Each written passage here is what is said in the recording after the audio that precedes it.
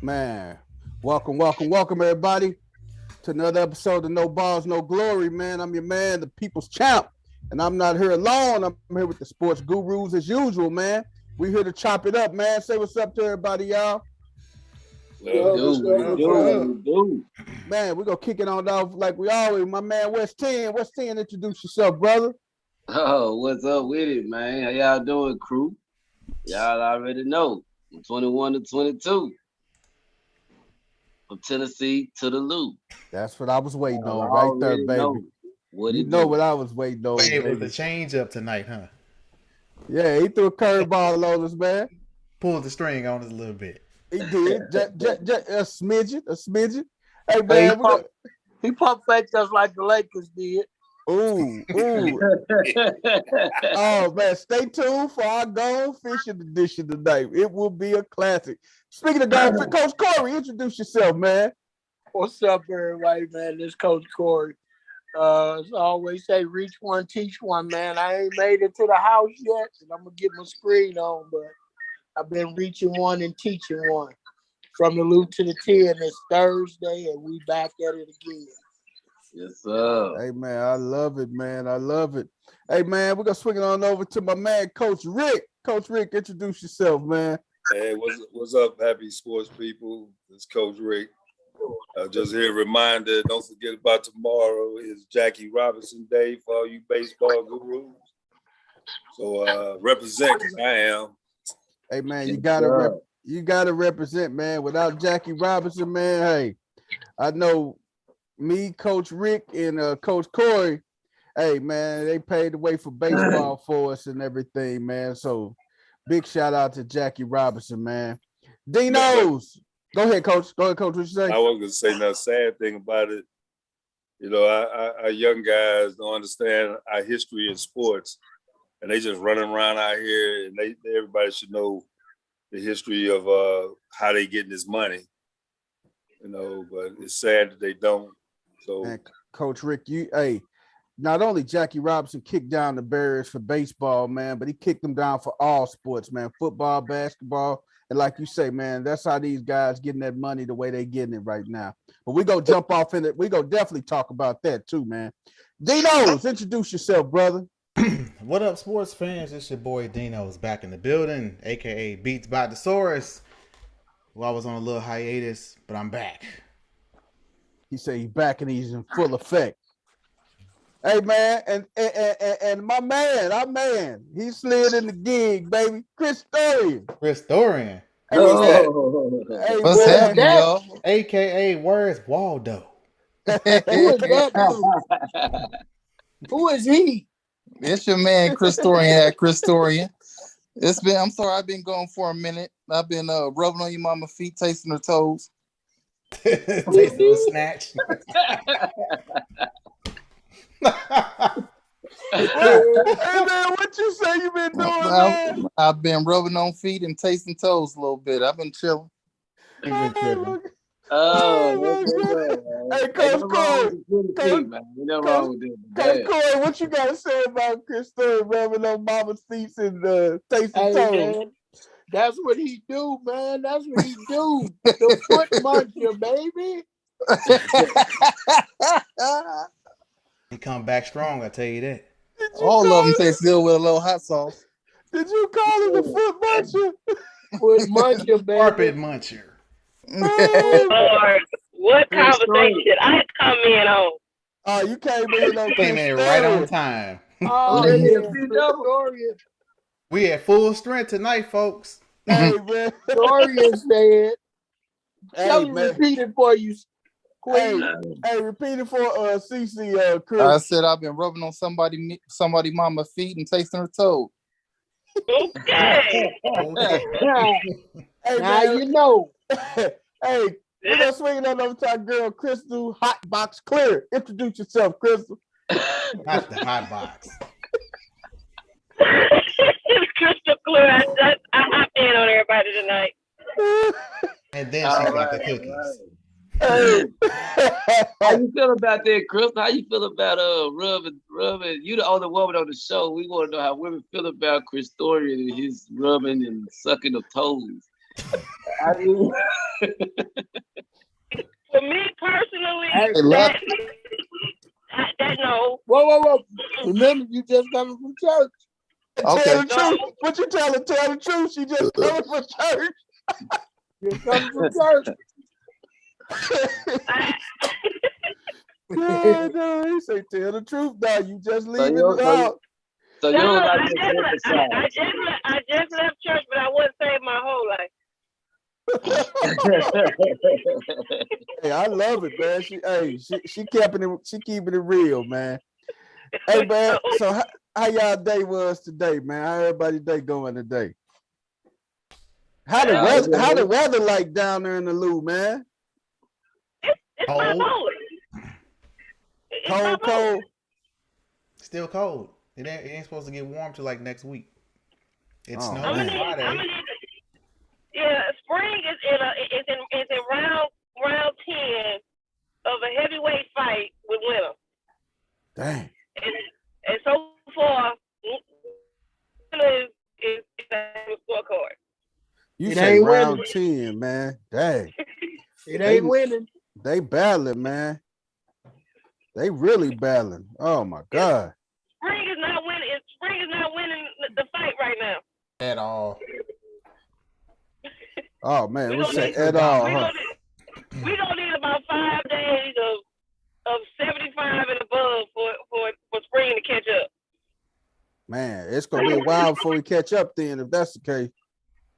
It ain't. I mean, last week we had snow, flurries. Yeah, just Friday. Yeah, it was snow flurries, and the day before it was almost 80 degrees.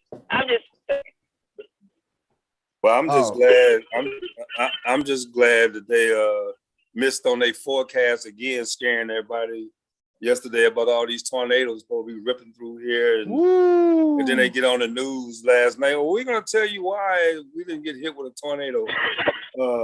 This system went to the left, and the other system went to the right. So all I know is I was able to work from home yesterday. I ain't mad.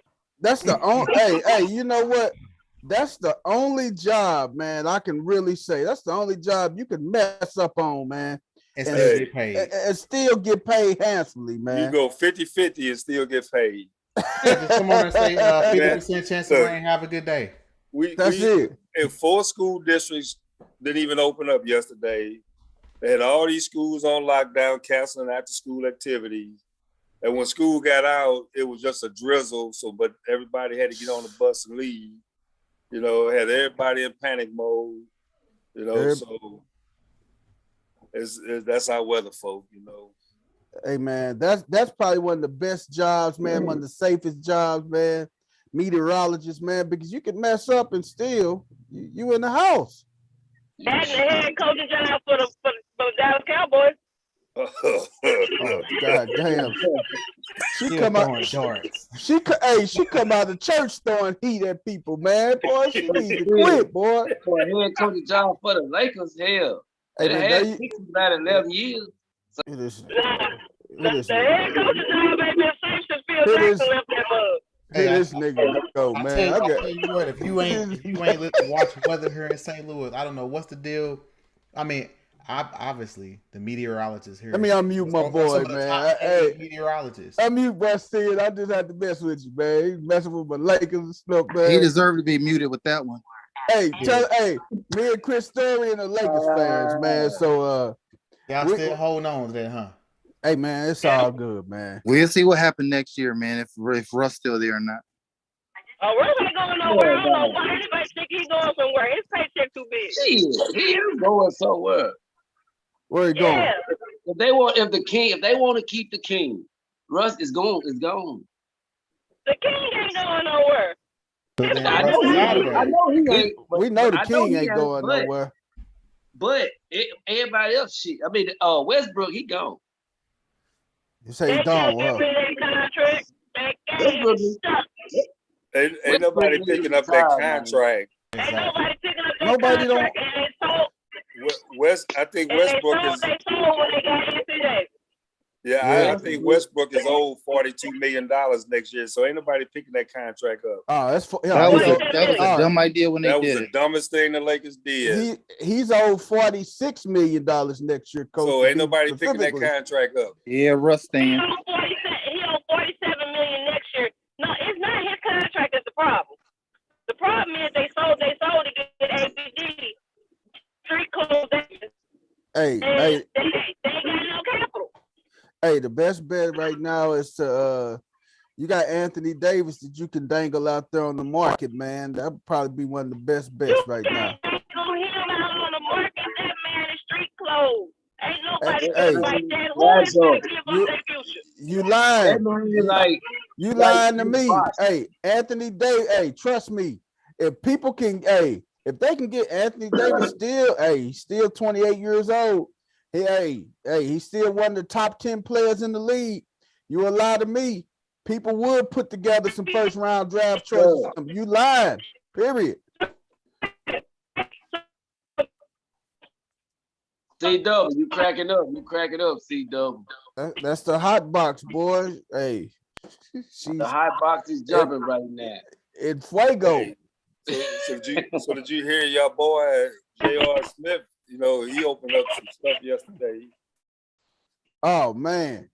What they are talking about? He was on that Hot Box podcast with Steve Jackson and what's his name? I can't think his name. Steve Jackson and Matt Barnes. He told him, he said, man, everybody in the NBA was in that bubble high as a kite. He said that's all we did was smoke weed down there in the bubble.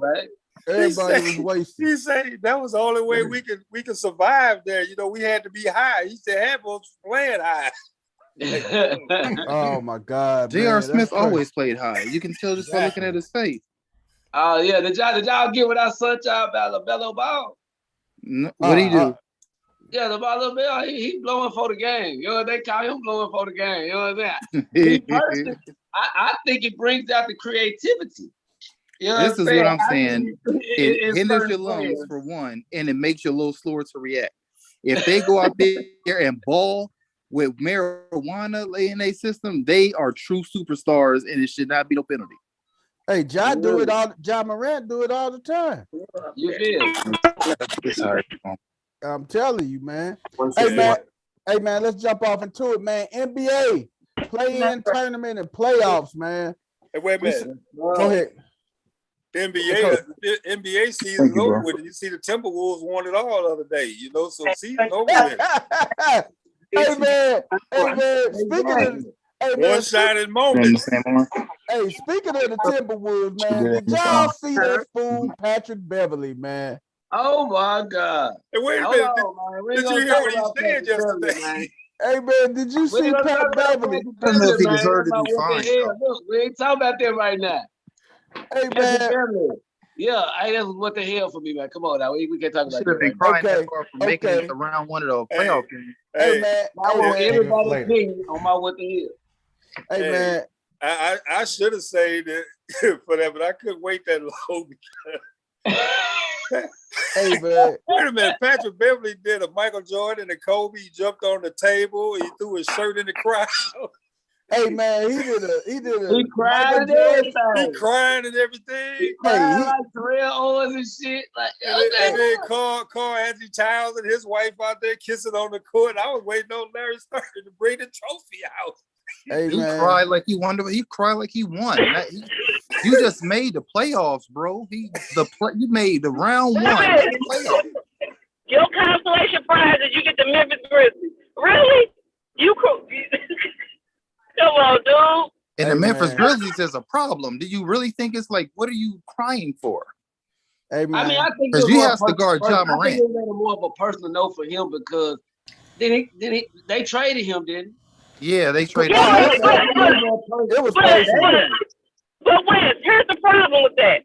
It's not like you eliminate. You want the 9-10 matchup. You didn't. Oh wow. You didn't eliminate that. You didn't eliminate them from the playoffs. All you did was make it so that they could play the Phoenix Suns, which they not scared of. Yeah.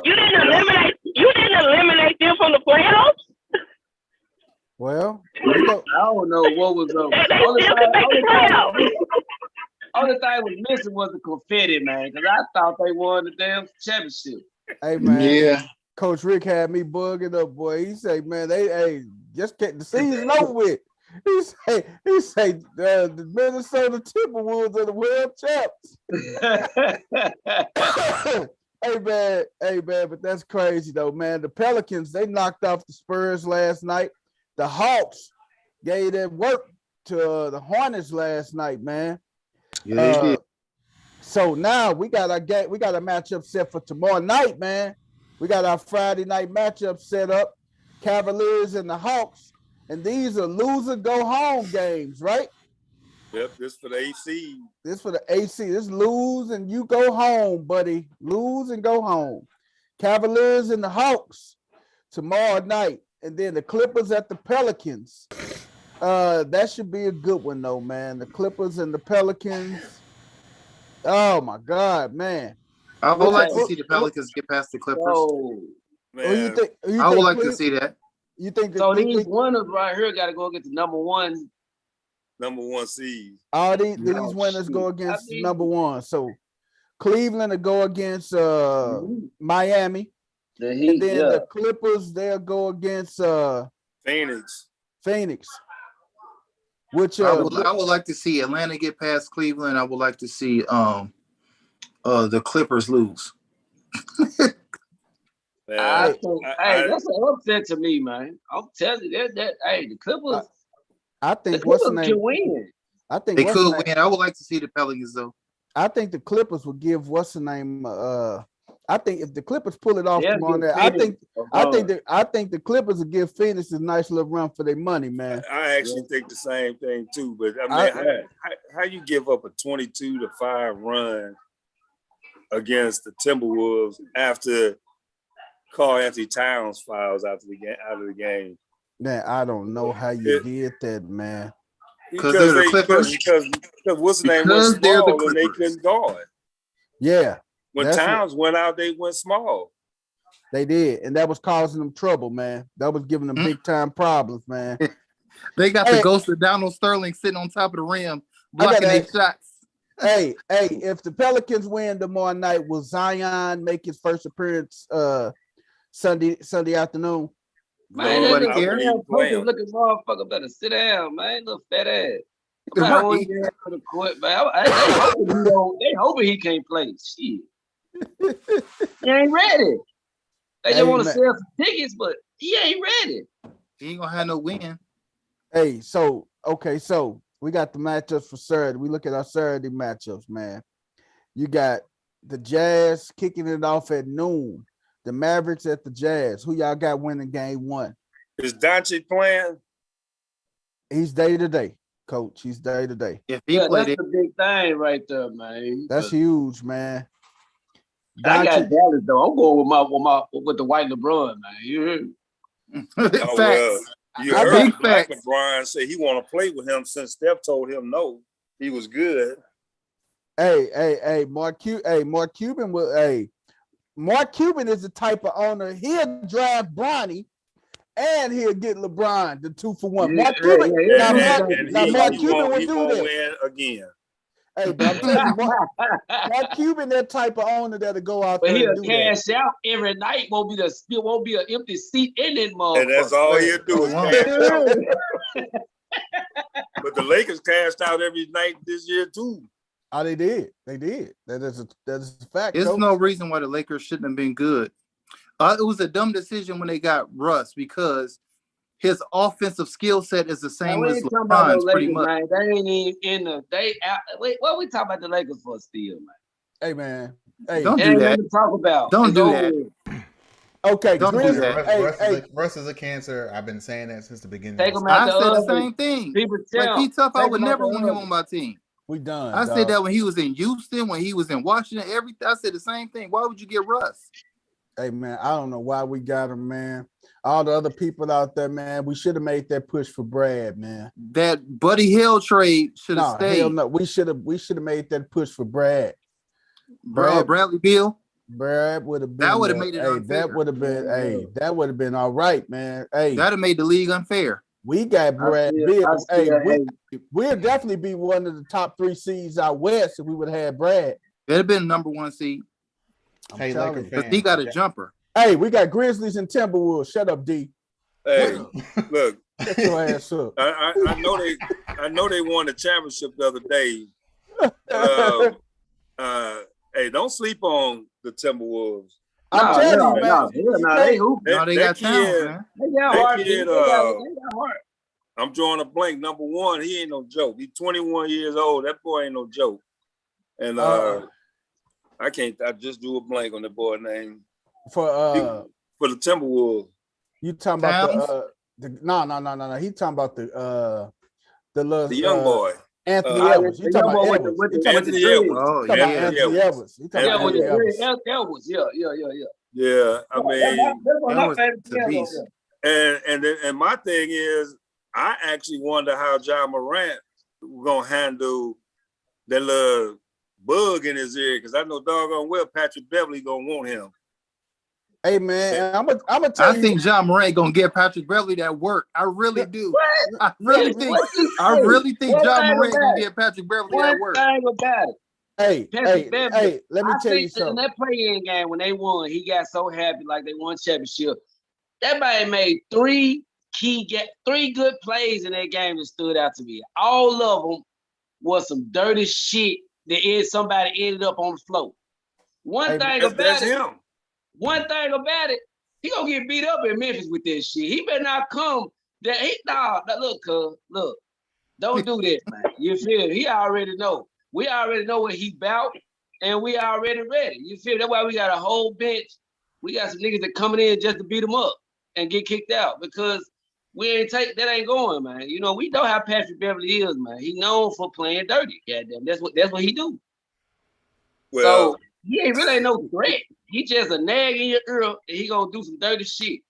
They gonna get him beat up one day. He's a small Dennis Rodman. And I ain't gonna give him that much. I ain't gonna give him that much credit. A small Dennis Rodman. He is like a little slime. He a pain, but I tell you what, I'll take a Patrick Beverly on my team any day of the week just because. He reminds me of the guy that played for the Spurs. He got heart, man. Who's that guy that played for the Spurs? He used to kind of get on Kobe. What was his name? Bolden or? Yes, Bruce Bowen. Bruce Bowen. Hell no, he ain't shit like Bruce Bowen, because Bruce Bowen didn't talk that damn much. Yes, he did. Yes, he did. Oh, yeah, he did. Yes, Bruce Bowen did. Bruce Bowen did. He had a reason to talk. He won. He was the reason they actually won some shit. Some real shit. Not just no play-in fucking game. I'm talking about playoff games and shit. He could talk. This nigga ain't won shit. He ain't the reason nobody won shit. Hey, I'm gonna tell you who's gonna be the X factor in this series, man. Y'all may not agree with me, but D'Angelo Russell was probably gonna be the X factor. Yep. Oh yeah. D'Angelo Russell will be the X factor in this series. That's fully agreeable. Man. I agree with that. He will be the X factor in this series, man. If Russell goes off on a regular basis, he becomes a whole problem. Oh, it's a whole problem then. You got to deal with him and deal with Towns. Just crazy. No. You got to deal with him and Edwards, man. Oh man, and Towns. Don't forget Towns. And Towns. Towns got to stay out of foul trouble. Yeah, that could be a big 3. Towns could play like a big man. He can't be out there shooting 3. He got to play like a big man. Man, yeah, if he did that, he'd be a problem. I mean, he can do everything, but he got the same thing you get mad at Joel Embiid for. Like, get your big tail under the paint. You know what? But you know, me and a coach had this discussion that we sat down and talked about that. The game has changed so much. There's no such thing as a big man in the paint no more. Everybody wants to perimeter basketball, and the league is allowing it because it starts. If you go down to some of these high school games, you see a 6'7", 6'8" kid. And me, I'm saying you playing with your back to the basket. He said, hell I am. They going out on the perimeter. They gonna transfer. They gonna find somewhere to go because that ain't the way they play the game no more.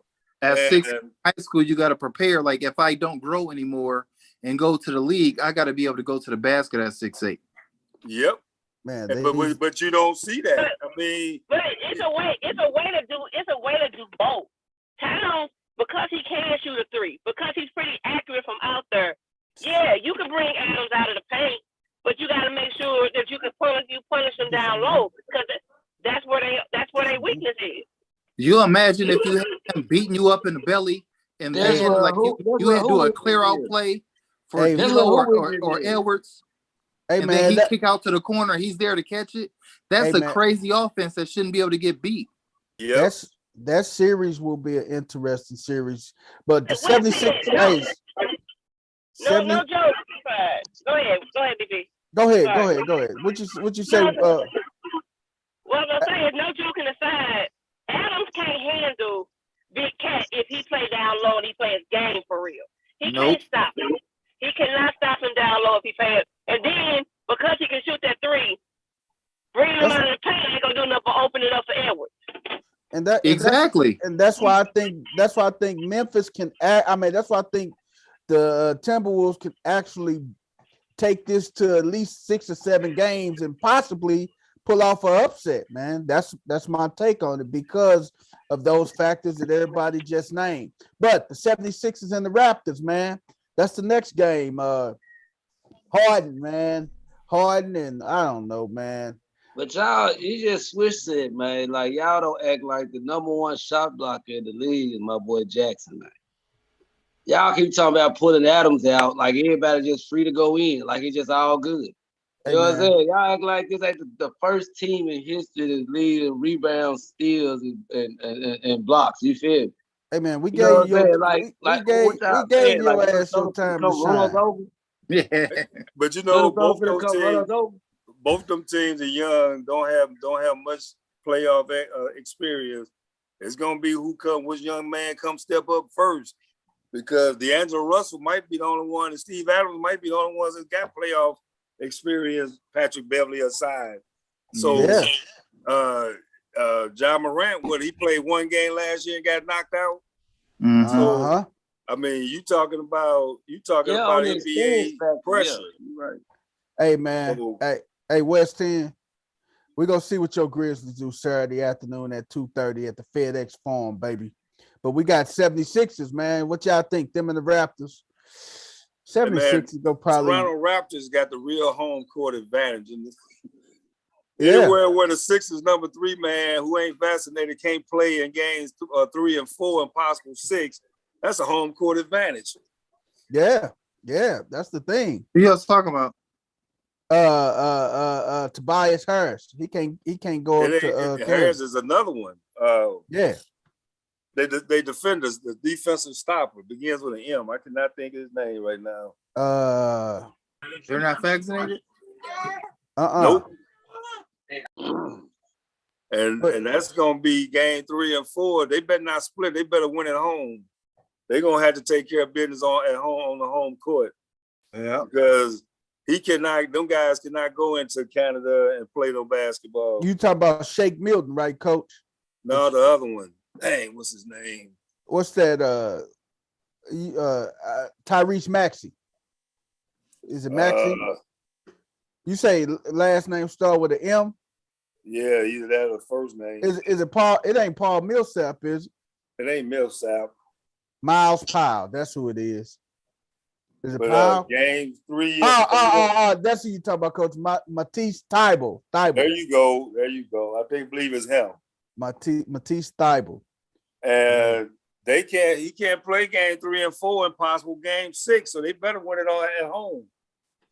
Yeah, that should be interesting though, man.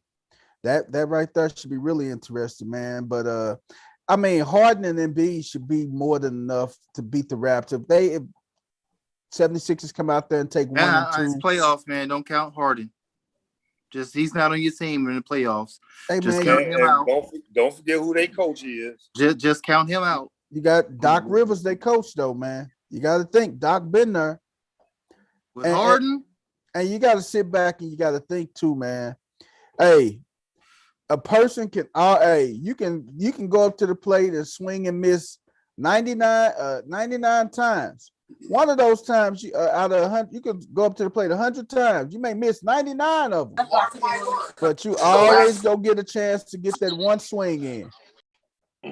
You always go get a chance to get that one swing in. So hey, he have one good game to let him rock out that one good game. This may be he's gonna be a liability. Well, we're gonna see, be a man. liability. I think the 76ers will win it in five games. I believe the same, but Harden, it ain't gonna be because of Harden. Well, no, it ain't gonna be because of him. Hey man, then we got Denver and the Warriors. And it is Matisse Thybulle. Matisse Thybulle, yep. Yeah, the one who didn't get the shot. Yep. Now we got Warriors, Denver, and Golden State. It's not gonna be an easy. It's not gonna be. This gonna be a knockdown, drag out series. I think, man.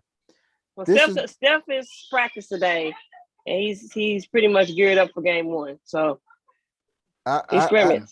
I think Warriors bench is deep. Yeah. Yeah, they deep. I don't think it's. I don't think it's gonna be like the sweep. I would say at least 6 games, man. It's gonna go at least 6. You know what makes this one interesting? You know, Champ, you know what's gonna make this one real interesting? What's that? Is that like the first two games, you didn't have Clay, and then one of those games, I think Draymond was out. They were all in health and safety protocol. The only one played was Steph, so they only had 2 guys in there, and then the next game was a makeup game, and that game, Steve Kerr didn't send nobody but the bench and Looney to Denver to play, and then the fourth game, that's when they had everybody except for I think Steph. Yeah. In that last game, so they haven't. Denver has not been able to measure themselves up against the Warriors full strength. And the one game that Draymond played in, they won. The Warriors and you said they weren't able to. They not able to measure up to them full strength. But yeah, you got to think. Denver is also without Michael Porter Jr. and they without Jamal Murray, so they not full strength either. So it's they not gonna be. Man, look, they not gonna be full strength. They ain't gonna be full strength this year because those guys they ruled out for the rest of the season. So Murray will come back next year, Porter Jr. will come back next year. I would like to see a full, healthy Denver roster up against them, but you got guys like Big Cuz, DeMarcus Cousins, Aaron Gordon, Jeff Green, got guys like that. Austin Rivers. Hey, Austin Rivers is there with them too. So it may be something that may be good, man. It's gonna probably go 6. It'll go 6. Go ahead, Wes. I'm so tired of hearing, man, these Golden State games ever since they played LeBron in the goddamn finals, man, with Draymond Green out. Man, look, man, goddamn, like you say, everybody have people out. I mean, shit, just because they lose every game, Draymond Green, man, who fault is that? You know what I'm saying? No, that ain't what I'm saying. What I'm saying is that a lot of people are looking at their potential. We're looking at their potential matchups where if they would have faced Utah, Golden State won that regular season series, and then but Denver won the regular season series against the Warriors. But you can't count that when you got 3 games of the 4 where you missing not just one player. I mean, that one game, Steve Kerr sent home 6 players. It wasn't just that you was missing one or 2 players. Steve Kerr sent home 6 players. He sent them to Denver with 8 men. That was a coaching decision. You got who blamed for a coaching decision? They won. Not blaming it. You gotta forgive West Hill. He a little bitter because he feel like the Grizzlies not getting they just do. Right, he feel like niggas getting slighted and everybody talking about everybody. Man, look, Coach. Everybody, it is got a little surprising that everybody on the damn show act like they going for Milwaukee or some shit. But it been Memphis. It been Memphis versus everybody. So we used to that, man. It's all good. Hey, all I'm saying, West End, is Memphis got to show us something. They ain't been there before. I know they young, but Milwaukee young too. I feel like that's why it's a Milwaukee's the champs though, bro. All I'm saying, Milwaukee is the champs. And Milwaukee had 2 or 3 shots before they actually won it. Before they and 2 of those years they had the best record in the NBA. Yeah. 2 of those seasons they had the best record in the NBA and did not make the finals. They had to learn how to win. All I'm saying is I'm not ready to just toss all my eggs in their basket and say they're gonna win it. They gotta prove to me that they're gonna be able to win it. Well, look, and they haven't done that yet. This is my thing though. Right now at the beginning, when you go throw your eggs in the basket, the semifinals, see who go to the see who go play for the championship. Hey man, I mean, probably gonna be I'm thinking the Bucks this year. Who you rocking with? Hey man, I don't think they're gonna win it. I just don't think they're mature enough to win it yet. They got a chance. Hey, everybody got a chance. At the beginning, everybody got a shot. Hey man, who y'all think the Heat gonna be playing? Y'all think Miami go Cal? Miami and Cleveland. Okay, yeah. Well, Miami in 5. Mm-hmm. I give them one game. I give Cleveland one game.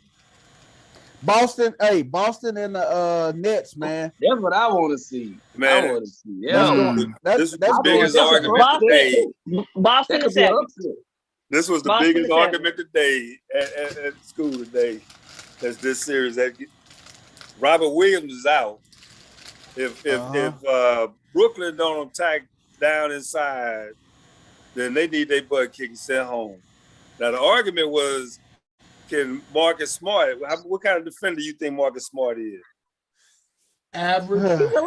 Average at best. And the argument was, you think Marcus Smart could guard KD, which I don't think he can. Nobody can guard Kyrie. No, you know, and the thing that's is, 2 people that can't be guarded. Who? There's 2 people that can't be guarded. You can't look to stop.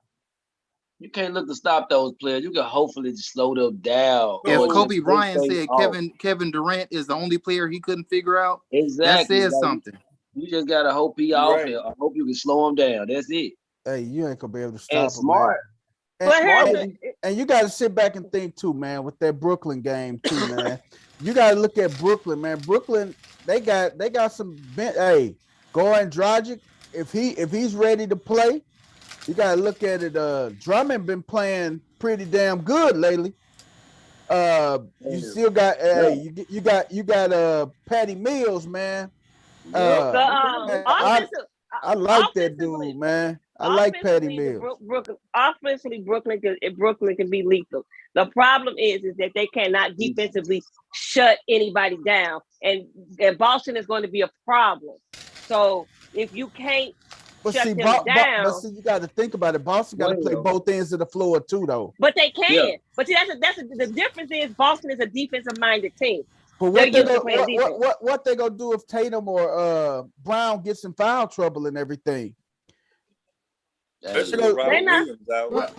they gonna do? I don't think that's just like saying what is Brooklyn gonna do if Kyrie and KD get in foul trouble? Everybody's gonna have to make adjustments. That's not a valid argument. But you gotta go to the bench though. Go to the benches. Who has a stronger bench? Well, here's the thing. Who are your best defensive players on Brooklyn? One of your best defensive players on Brooklyn, you can't afford to get out. Silence. Drummond. Patty Mills. Patty Mills. Patty Mills and then your coach. And can Patty Mills actually do anything to Jaylen Brown or Jason Tatum? Well, look, this is how I look at it, y'all. Every movie got a villain and got a superhero and shit. As far as NBA goes, goddamn. Hey, the Celtics, the superhero, they do everything right. No players get in trouble. They got good Brooklyn, the villains with. Yeah, because they do everything wrong. As far as the NBA, they got a dude they want to didn't follow the mandate thing. They don't play good defense, like Crystal said. You know what I'm saying? Nobody, when you look at them, they really you feel like they're gonna get put out, but they got two guys. They got two of the best scorers in the league right now. So to me, they the villain if I had to give them either or. So I'm just rooting for the villain in this. You know what I'm saying? I want them to win. But the thing is, though, I want the good boys to win. They do everything right. Can Brooklyn make a stop in the last 45 seconds of the game? Can they burn down on defense and make a stop? Yeah. Yeah, I think they can make a stop. Who is gonna make a stop? Hey man, Patty Mills is your only defender. Who is gonna make a stop? Hey man, but they got a 50-50 chance. This is the thing. You can make a stop. Hey man, y'all act like KD don't play no defense, man. Or they can miss the shot. They can miss the shot too. Hey, champ. Let me run something down. Y'all act like KD don't know how to play defense. Wait a minute. Well, let me run something down real quick. I want to hear you run it. Run it. Last year, Brooklyn, Boston, game 1, 104 to 93. Brooklyn won 104 to 93. Brooklyn won that game. They blew them out in game 2, 130 to 108. The rest of the game was 125 to 119. That's when Boston won that one. Then they won. Brooklyn won the next two games, but they let Boston average on. Who won the series? I know Brooklyn won the series, but listen to what I'm saying. Without Kyrie. Listen to what I'm saying. Hold on. Listen to what I'm saying. They averaged 120 points a game against Brooklyn without Jaylen Brown. I got you. Who scores 27 points a game. They averaged 120 points. You cannot say that Brooklyn is going to beat them when they averaged 120 points against them when they was a man down. A serious man, one of their best scores down. Boston is not going into that series thinking that Brooklyn can get them. They're going into that series this weekend thinking that we was missing our key player and we still gave them a series. Yeah. Hey, you know how many times people sit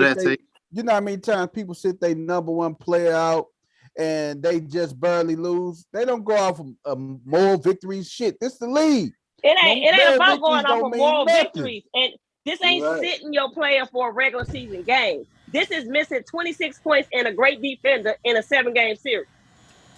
As a matter of fact, that's funny you speaking of People's Champ because Memphis did it and they was 18-2. But those are regular season games. You can't be missing John Morant in the first round of the playoffs. Hey, but the playoffs is different. But the main thing, this is the thing, though. The main thing is at the end of the day, if you ask the Boston Celtics if they rather play the Cleveland Cavaliers or the Brooklyn Nets, I bet you they'll take everybody on the damn team will say they'd rather play the Cleveland Cavaliers or the Atlanta Hawks over the Brooklyn Nets. I don't think Jason Tatum will necessarily say that. I think Jason Tatum wants to face the Giants. He to solidify what I gotta do, I need to beat KD. He had a chance at beating Bron. And Brian, what you said is what everybody been saying why Milwaukee threw that last game. That's why Milwaukee threw that last game, because they didn't want to see Brooklyn. They didn't. Everybody keeps saying that they threw that last game to keep from finishing second. That's why Milwaukee got 30 balls the last game of the season. They didn't want to They'd rather see Brooklyn in the championship than to see them in the first round. Milwaukee said, we'll take our chances with the Bulls, damn it. We do not want to see the Brooklyn Nets if we in that number 2 seed. Period. We'll take our chances with that number 6 seed Bulls team. And that's what it was. That's why Milwaukee got 30 balls. Giannis was good. Everybody was good. Also it was a matter. It's also another way of looking at it. It's a matter of saying we already know what it takes to make a deep run in the playoffs. Why we gonna play all our boys just to get a 2 seed. All we care about is having home court in the first round. Mm-hmm. That's it. All we care about is having home court. So rather than put Giannis or anybody out there, because you got to think about it, Milwaukee played a lot of games this year, missing key players because of injury. And the last thing you want to do is fool around and beat Dallas. Hey, Who's man. right now I see. And that's why Memphis been sitting their key players, man. We getting ready for this first round. That's why Memphis ain't paid John. That's why the Warriors didn't push Steph. Hey, easier said than done, man. We could be on this, beating this up all night, man. But my humble opinion, I don't think nobody really wants to see the Brooklyn Nets in the playoffs. I don't give a damn what you say about the Giants. I don't think they want to just come out and just not catch them out the gate, man. Boston is a dangerous team too. They don't want to catch them. They would want to catch them round 2. They would want to catch them out the gate. And all I'm saying is that Brooklyn has not done anything in the 2 seasons with KD and Kyrie on the team to scare the living daylights out of nobody, because they're not dog walking teams on a regular basis. You know why? They was hurt a couple years ago. Hey, I'm gonna tell you one thing, and then I'm gonna move on to the Suns series. Y'all act like y'all forgot KD is not NBA champion, Finals MVP twice. Y'all act like this dude don't know how to win, man. No, he was KD on the knows. greatest team ever. KD knows how to win. He was the best on the greatest team ever. That's the thing. He was the best player on the greatest team ever. But he's not the best player on the greatest team right now in Brooklyn. There's a difference. He is going to be the best player on the court. Let me address this. Let me address this defense thing you keep wanting to talk about. KD can play defense, but what the hell is Brooklyn going to do when they put him in a screen and roll and they make somebody switch that can't play defense on Jason Tatum? Then what good is his defense? Because you watch the NBA. Anytime they need a basket, they bring somebody who can't play defense and on ball screen, and they force a switch. So don't you think that's going to be in the closing seconds? That's what everybody going to draw up. Whoever your weakest defender is, and if KD is guarding Jason Tatum, they're going to find that weak defender, and they're going to bring that man in on ball screen, and they're going to force a switch. Now Tatum is going to be on their worst defender, and he's going to take him to the basket, and he's going to score. So you act like KD can't play defense. They know he can play defense. But they ain't going to have 5 good defenders on the floor. And that's what we keep telling you. They're not even going to have 4. They keep losing 30-point leads at the end of the game to teams. Man, because they can't do it. And you can't do that in the playoffs. You cannot do that in the playoffs against elite teams. And you going up against a team that's ranked like 2nd in the league in defense right now. So Boston know how to play defense. It's gonna be good. They know man. It's gonna be a good series. And all I'm saying is there's a major difference between KD and Golden State and KD and Brooklyn. In Golden State, he was with a defensive strong team that constantly bullied and blew out teams. They spent so many games sitting in the fourth quarter, it wasn't even funny. That ain't happening in Brooklyn. That ain't happening in Brooklyn. Well, because remember, your boy was eating a fruit cup during the game. Yeah. That shit won't happen in Golden State. He ain't even locked into the game. He's sitting on the bench eating a fruit cup in the middle of a game. This gonna be Hey, that's crazy. That's crazy. But it will be interesting to see how that goes. But what Corey just said, that's why I like what Minnesota did. They look like a hockey team. They needed a defensive stop. They brought 3 defenders off the bench to keep from getting the Clippers in that pick and roll with Paul George, where they didn't have to switch. So that's the big thing in basketball today is trying to figure out how to play the pick and roll when you got a defender that you're bringing up there that can't play defense. Yeah. And that's what the NBA is all about. That's what the NBA is. If you watch timeout, late game situation. It's always get the ball in your best player's hand against their best defense, and somebody screens with a weaker defender on them, and they force a switch, and then they go against that person that's not a good defender. Hey man, it's gonna be an interesting series, man. I say it's gonna at least go 7 games, man. 6 or 7 I'm going for the games. Nets. The West Nets gonna 10. win that game. I can't. I don't West know 10. how they gonna do it, but they gonna win. I can't wait for the "I told you so" segment. Mm-hmm. Yeah. We Right. talking about this C-Dub. I don't know if you heard that. Yeah. I can't wait, West 10. I told you so. Hey, Tuesdays told you is so. what the hell, and Thursdays is gonna be I told you so. I can't I wait told because you I'm so. gonna be all over the champ with this "I told you so." When Brooklyn gets smacked in the face by Boston. I can't wait till next Thursday, baby. Will Smith, huh? Hey, man. Hey, there you go, Dino. Hey, last one, Phoenix and whoever they playing, man. Phoenix is go. They better hope that Phoenix better hope that the Pelicans pull this one out. Yeah, the Clippers will be a problem for Phoenix, man. Yeah, you know that will be a problem. That's a matchup that they don't want. You talk about the other side. You don't want to be Phoenix facing the team you face in the Western Conference Finals. Because the only reason that the Clippers are in this situation is because Paul George missed the whole season, missed half the season, and Kawhi Leonard missed the whole season. With Paul George, they would already be a playoff team. So if they had Paul George and Kawhi, what seed would you have given the Clippers then? If they had Paul George and Kawhi, they would have been like a 3 seed. Or you think they could have been number 2? You think they could have knocked out two Memphis or 3. for the 2 or 3? Yeah, they could have knocked off Memphis for the 2. Hey man, it's gonna be interesting, man. Hey man, hey. If it wasn't Phil, I'd be pissy drunk.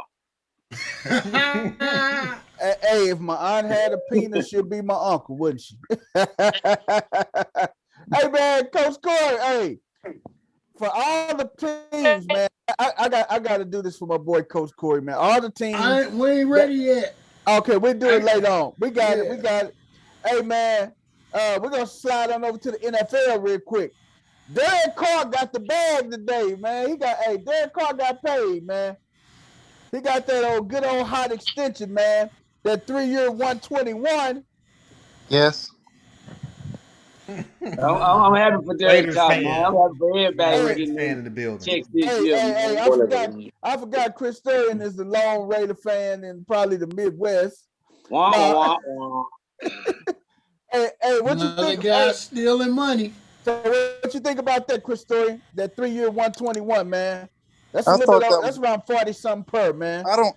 Is that it? Yeah. I'm sorry, y'all. Just a moment. I'm getting my heart monitor put back on me. It came up. Oh, I thought you was getting some more Jello, my homie. All right, thank you. Man, I'm eating so much Jello, man. All right, Bill Cosby, what you think? I'm laying here watching of choice. I don't understand why Carr gets a bad rep though. Like Carr is a really good quarterback. Oh my God, he is. Hey, what you say, D? I know you just didn't say that. He is a really good quarterback, like for real. Oh, he just got another weapon. Their offense is going to be crazy. What are they putting in that Jello you eating, bro? They just got another weapon. Their offense is going to be crazy. Is Derek Carr the saving grace for Derek Carr is that so does he not get the ball Fresno State? It's not him, but he's surrounded by it. Is Derek Carr a top 10 quarterback? No. Yes, he is. No. All right, give me. Also, his offense wasn't top 3. Give me your top 10. Top 3 last year. Hey, give me your top 10. Give me your top 10 quarterbacks. It ain't 5. Shit, it gotta be 5. No, I'm a 10. Give me 10. 10 quarterbacks. Ooh. You give us 10 quarterbacks, man. That ain't better than Derek Carr. That's not better than Derek Carr. That's not. That's too many because I'm not gonna remember them. The quarterback for any quarterback for the Bears. Okay. Give me any back for the core Jacksonville quarterback. Give me your top 10 quarterbacks in the NFL right now. Your top 10. Top 10. Aaron Rodgers. Okay, that's one. Freaking Brady. I don't want to say it. That's two. Oh my God. What's my guy that just left Arizona? Watson. Kyler Murray? No, Watson. Deshaun Watson. That's three. That's Houston. That's three. Yeah, Kyler Murray's up there too. Kyler Murray make four. Allen. Josh Allen is five. Carr. Just say AFC North. Yeah. Wait, you know what name you did say? Who? Patrick Mahomes. Oh yeah, he's up there too. But I ain't there yet. You said Derek Carr before Patrick Mahomes. Yes, I did. You know why? Fuck them Kansas City Chiefs. I don't think they're in order. Hey, you said that was an emotional decision, Chris. Yeah, but Carr is. Yeah, I mean, Mahomes is probably top 3. No, I'm with you, Chris, because we gonna see what old Flatcher got this year. Yeah. Hey, I'm gonna tell you. And then real talk after that, I really don't. After 8, I can't see. Let me see who else. You better stop disrespecting Lamar Jackson, dog. I'm gonna tell you like that. You better stop. I would take Carr first, bro. You better stop. Yeah, I would take Carr Lamar. first over Jackson, bro. What? I would. What? I would. Nigga, what is you smoking? What hospital you at, sir? We need to make another call. Are y'all not realizing where he ranked in offense this year? He snapped this year, bro. This dude say he gonna take Derek Carr. Look at Carr's offense, bro.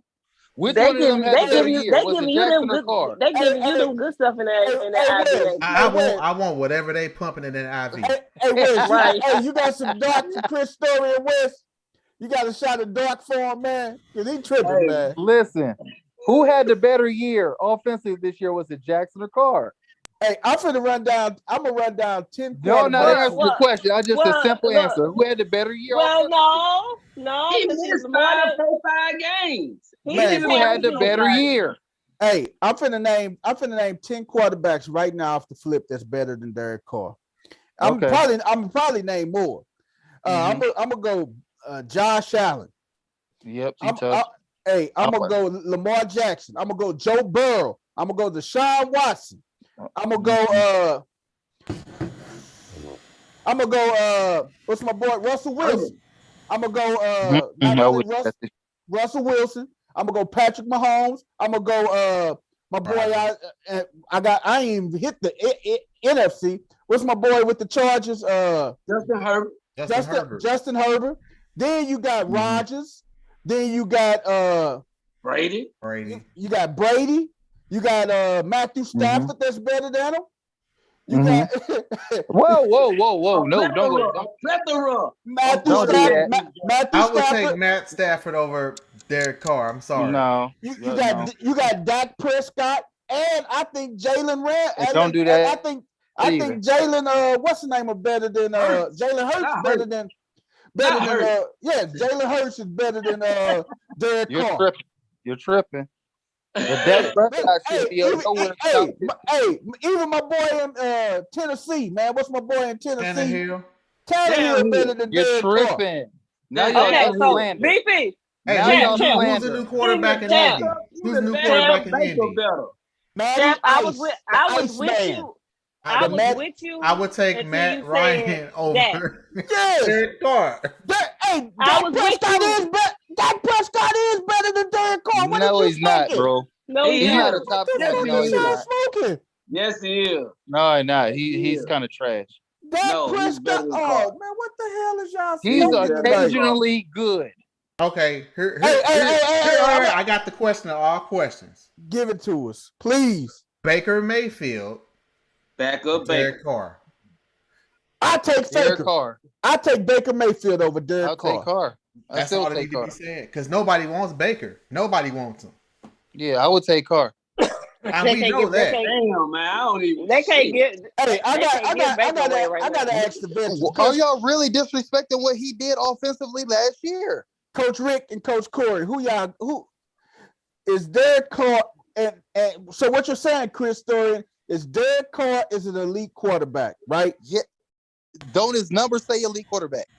He is. What does his number say? Forget what Chris says. Chris Storian says.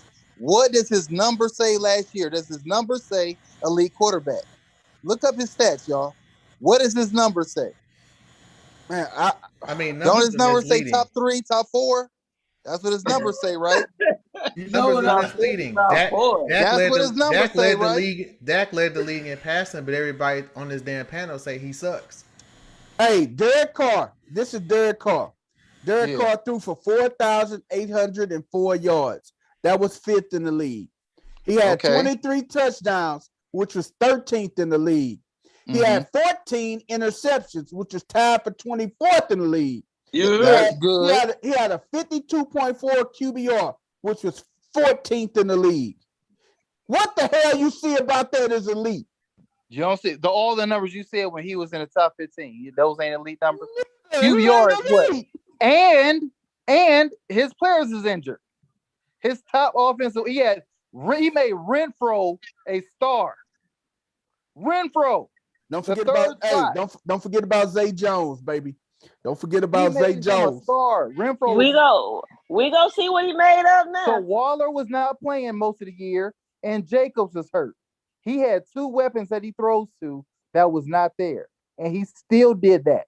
And they're about to get Devontae Adams, bro, with the other players coming back healthy.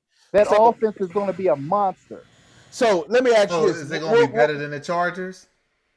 Yes. Will they be better than Kansas City? So you saying right Kansas now, City, I give not pause even in the conversation. Kansas City, I give pause to. So Chris, so you that's why the Raiders are always on that teeter-totter. Who will win the division? Who will win the AFC West? Probably the Chiefs. Who said you still think the Chiefs are going to win that division?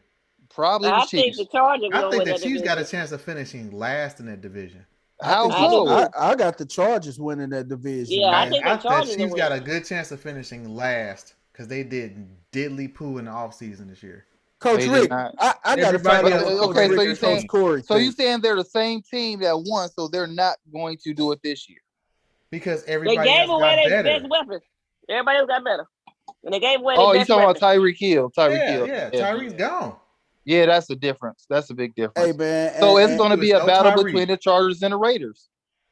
And don't forget about the Broncos. Yeah, don't forget about. I ain't care about the Broncos. Okay. What they got? They got Russ. They got Russ cooking, man. Russ with a line and a running game. Yeah. And a defense. And some good little young talented receivers, man. Raiders need to do something this year for defense, man. They have to. It's ridiculous. You should not be scoring 30 points a game and be losing.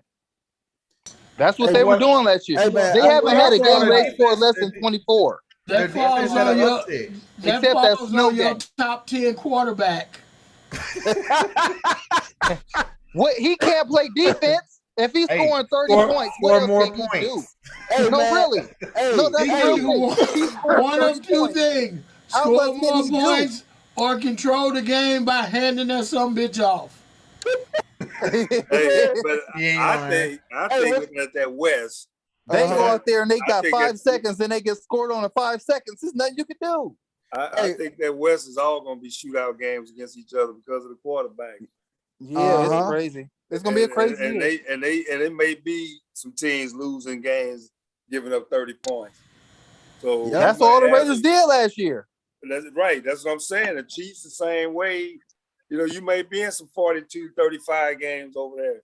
Yeah. So it might come down to who had the ball last in the West. Now it's what they do outside the West.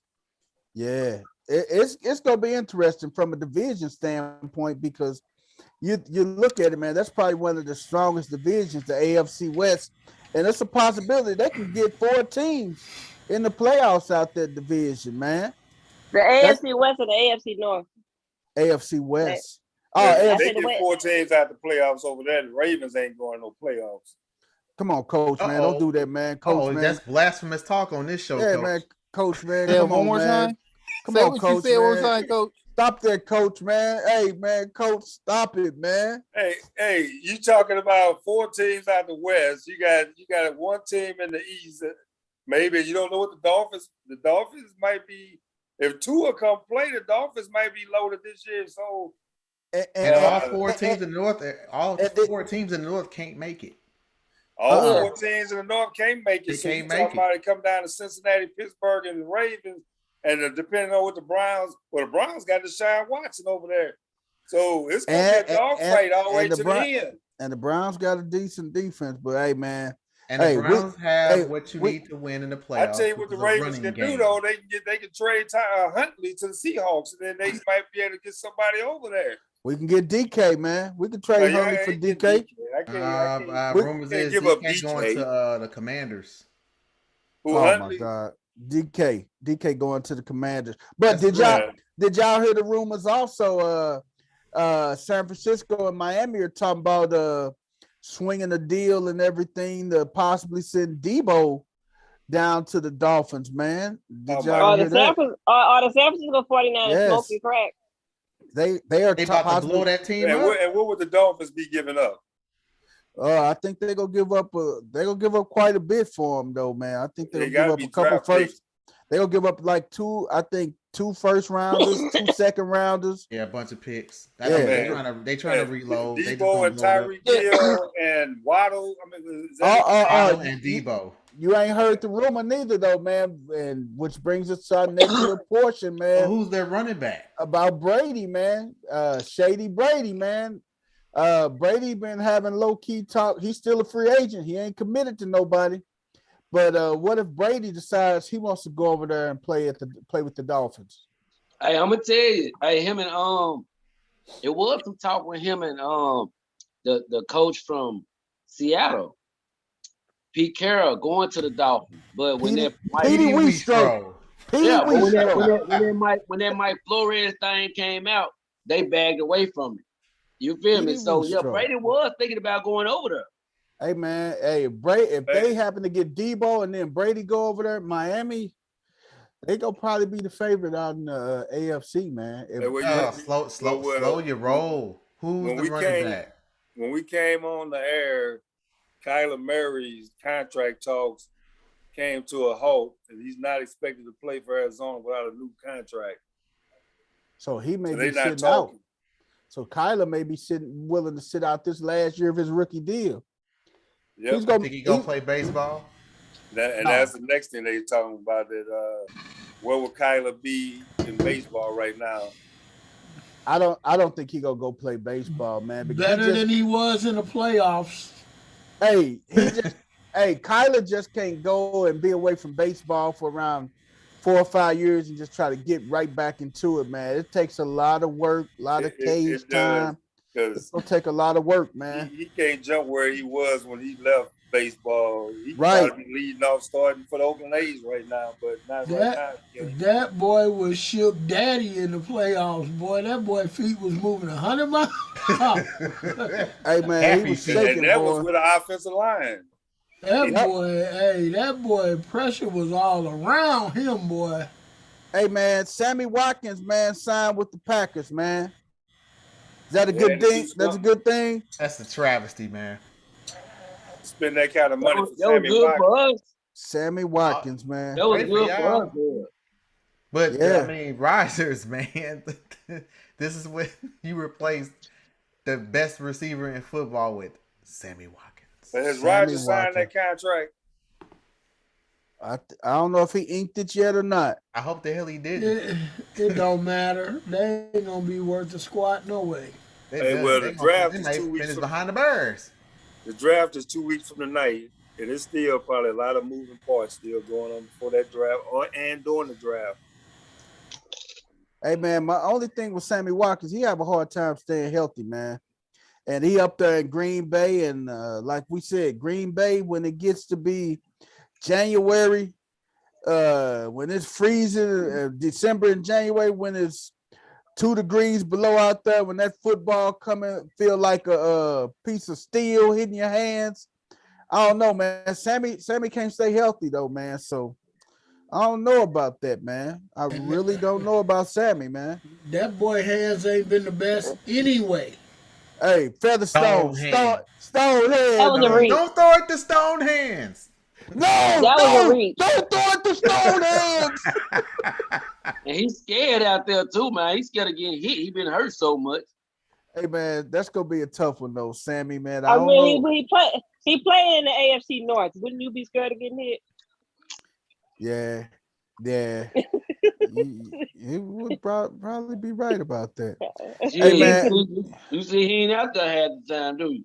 I think Kyler Murray, and what Coach said earlier, I think Kyler kind of regret he didn't play baseball and everything, man, because he would have been in better. Hey, he could have got a ton of money. Way more money. A lot more money, but Kyler should have played that role and played that first year and played both sports. Yep. So Arizona say, hey, hold up, we can't have this. You know, then they would have threw the big money his way, Coach. You right. They would have, because they would have had to get his butt away from that baseball. And then no telling what Oakland would have threw his way. But see, Oakland don't like paying their players neither. So right. That's a whole different ball game. He would have been in a contract dispute with them too. They'd have been, because they like to unload people. They sure do. Hey man, AJ Green comes back to the Cardinals to run it back with D Hop at wide receiver, man. When is D Hop contract up? Next year. He gonna be 3 years. He gonna be licking his chops. He gonna be looking for an extension too, man. Yeah, he saw what Tyreek money. He saw what Devontae and Tyreek got. You know, D Hop like, oh yeah, keep the change coming. That's what he's saying. He said, keep the change coming. And that's the reason why I believe I wouldn't be shocked if Seahawks trade DK, because they're not going to pay him that kind of money. Ain't gonna be his contract is his rookie contract up next year. Yep. You better trade him now. Better trade him now and get some value for him. Yeah. I heard rumors about Terry McLaurin going to where did they say he was going? I think the Commanders were shopping him. I couldn't remember what team they were shopping him to, which I thought was crazy because that's like probably your best offensive player. They were wasn't they shopping them to an AFC team, D? Yeah, I just can't remember which team they were shopping him to. What were they shop? I'm trying to think. Was they trying to shop him to Tennessee? No, because I think there was some rumblings about AJ Brown. He's not going anywhere. What was they trying to shop there? I'm shocked that Julio hasn't went to Indy. That's a no-brainer. Hey man, if Julio won the ring, man, he'll suck up, swallow his pride, and take the minimum and go to one of these teams that's gonna be contenders, man. Yeah. That's if Julio go want to jump on and get him a ring, man. Man, these dudes ain't trying to take no pay cuts. Hey, it ain't like the NBA. It ain't like the NBA. You right, Coach. These guys, they will not take no pay cuts, man. Deferred. Do that, Coach. It was the Packers, because they were talking about how he would make the Packers offense scary. Oh, scary Terry. Him to the Packers. Yep. Scary Terry. Ain't the same 17, but it's better than Sammy Watkins. Way better than Sammy, man. And then they send Valdez went to Kansas City, right? Valdez Scanlon went to Kansas City, right? Okay. He runs 2 routes. And I'm gonna tell you what. Hey, when they trying to figure out this money, think about it. At the end of next season, man, Justin Jefferson gonna be up for money and stuff too.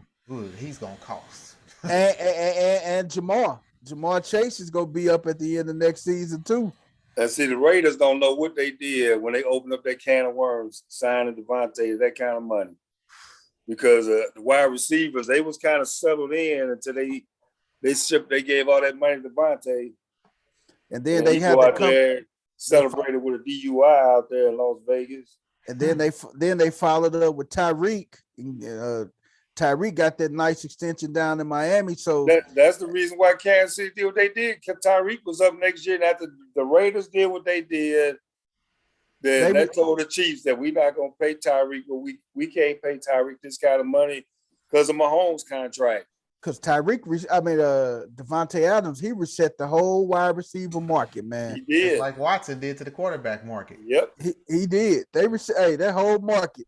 And like we say, it ain't gonna do nothing but benefit quarterbacks that's coming up for contracts like Herbert, and it's gonna benefit Lamar Jackson, man. It's gonna benefit those guys. Which is why Kyler probably broke his contract talk off today because of that Deshaun Watson contract. Yep. But the difference in that contract is that all his money guaranteed. All of it. $230 million. Every single cent is guaranteed. And it's every penny. Oh, wow. He only making $1 million this year if he plays. And it's not all deferred. How much? Because the NFL only allows you to defer 50%. Okay. Well, a good chunk of it's deferred. Yeah. What's that? $115 million deferred? Your Mahomes contract to keep Hill. Yep. The NFL will only allow you to defer for 50% of your salary. Did you hear what Carr said today? Actually, his contract got deferred money in there. He said that he had to do that because he hated it. It felt bad because his last contract cost Khalil Mack. And he said, that's my best friend. They cut my contract off me with Khalil Mack.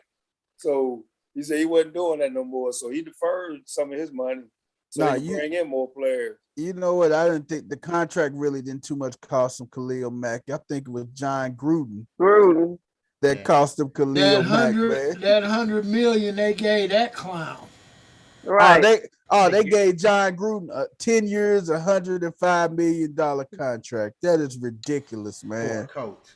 And they fired. And they I'm sure they still paying them. They are still paying them. Yes, they are still paying them. And here's the kicker. Khalil Mack is back in the AFC West. Right back. Got to play his ass twice a year. Twice a year, and he's gonna take it even more personal. And he got Bosa coming in first, and then him coming behind it. Oh my God! Be going after his best friend out there at Oakland. In Vegas. Yes, he will, man. Hey, man, but that's the thing that they was talking about, like Brady, man. Brady has a deal in place for him to join the front office and then come back and play. I don't think Brady go join the front office, man. I can't see Brady joining the front office and being a player too, man. I don't think that's possible. But I mean, I don't think it is either. I don't think Brady would do something like that, man. This is some diva shit, man. This is kind of getting annoying. Like, dude, make a damn decision. This is worse than Raj dragging his out. Pick a side. That's it. Pick a side. Any side. Pick a side. Pick something so we can move on. That's it. We tired of talking about you. We're tired of having to bring you up because it's anything that Tom Brady does, he's the headline of a sports show. So he passed gas the wrong way. It's a headline. He dropped his damn cheese ball. It's a headline. It was like no, don't take this the wrong way, champ. Like, I bred a sigh of relief when the Lakers got eliminated because I got tired of hearing about it. It was a headline. Like, just go ahead and finish them off. Take them out the oven. That's it. They done for it, man. So we're going to see how that end up going and everything with Brady and everything. But like Dino say, man, that's some real diva stuff, man. And last thing, man, Baker Mayfield, he say he feels like he's ready for the next chapter. He say he has something to prove. He say he feel disrespected by the Cleveland Browns. So, do you think Baker? Well, we know Cleveland wouldn't trade him to Pittsburgh, but do you think a quarterback like Baker can help Pittsburgh out a little bit? No. He can't help nobody out till he figure himself out. That's the problem with Baker Mayfield. He got to figure himself out. I can't really see what team would he actually fit in with. I mean, he can go to the Giants. Look, he possibly can. He can fit in with a lot of teams as a backup. He can go to Carolina. Hey, he can go to Pittsburgh and help the Pittsburgh Maulers out. They scored this week. He played Tampa Bay Bandits. So I'm serious. He could go to Carolina or he can go to New York. Those are 2 spots. What about Seattle? Coach have a fit if Baker went to Seattle, man. No, I wouldn't unless if they paid him all that money. Then yes, if they want to bring him in there at a minimum contract, hey, he can't do no worse than Geno, who just signed today.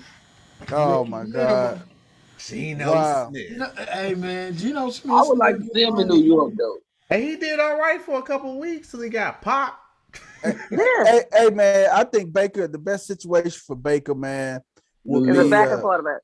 No. Would be a team that's in the process of rebuilding, and he can possibly rebuild with the team. Somebody like the Carolina Texans, or the Texans, the Falcons, teams like that's in the rebuilding stages and everything. So I see Joy in the chat. Joy, you want Baker down there in Atlanta? Joy, I think Joy will take Baker down there in the ATL. What you think, Joy? Baker over Mariota? The Battlehawks. That'll be interesting though with Baker. Are the Giants rebuilding? Giants been rebuilding since Since the Manning left, ain't Since the Manning left. I said the Giants. I said the Giants and the Panthers, and then the Texans. That would be my 3 teams that I think he could possibly go to. Yeah, because the Jets got a quarterback. Yeah, they just drafted him last year, so they don't need him. Hey man, he goes backup. Hey man, before we jump up, we got I got a shout out to the St. Louis Blues, man. 8-0-1 winning streak, man. They are number 2 right now in the Western Conference Central Division, and they are playing some great hockey. Now they're 9-0-1. They won tonight. Oh, ring up another one. Somebody. I remember back last month when they were struggling and they couldn't beat anybody, and I said, "It's good. This is the time to have your losing streak. You give you time to fix it. Now you get ready to roll into the playoffs. I think we got maybe 2 weeks left in the season. I think they only have 8 games left. They coming in hot. Hey, they beat the Sabres tonight 6-2, man. And Tarasenko, he had a goal, 2 assists. 2 goals and 2 assists. And 2 goals he got and 2 the assists. 30. He had the 30 mark. But you know, the best thing that happened to the Blues, and I ain't no Blues fan, you know, but the best thing that happened to them was Seattle didn't pick up Tarasenko in the draft. Yep.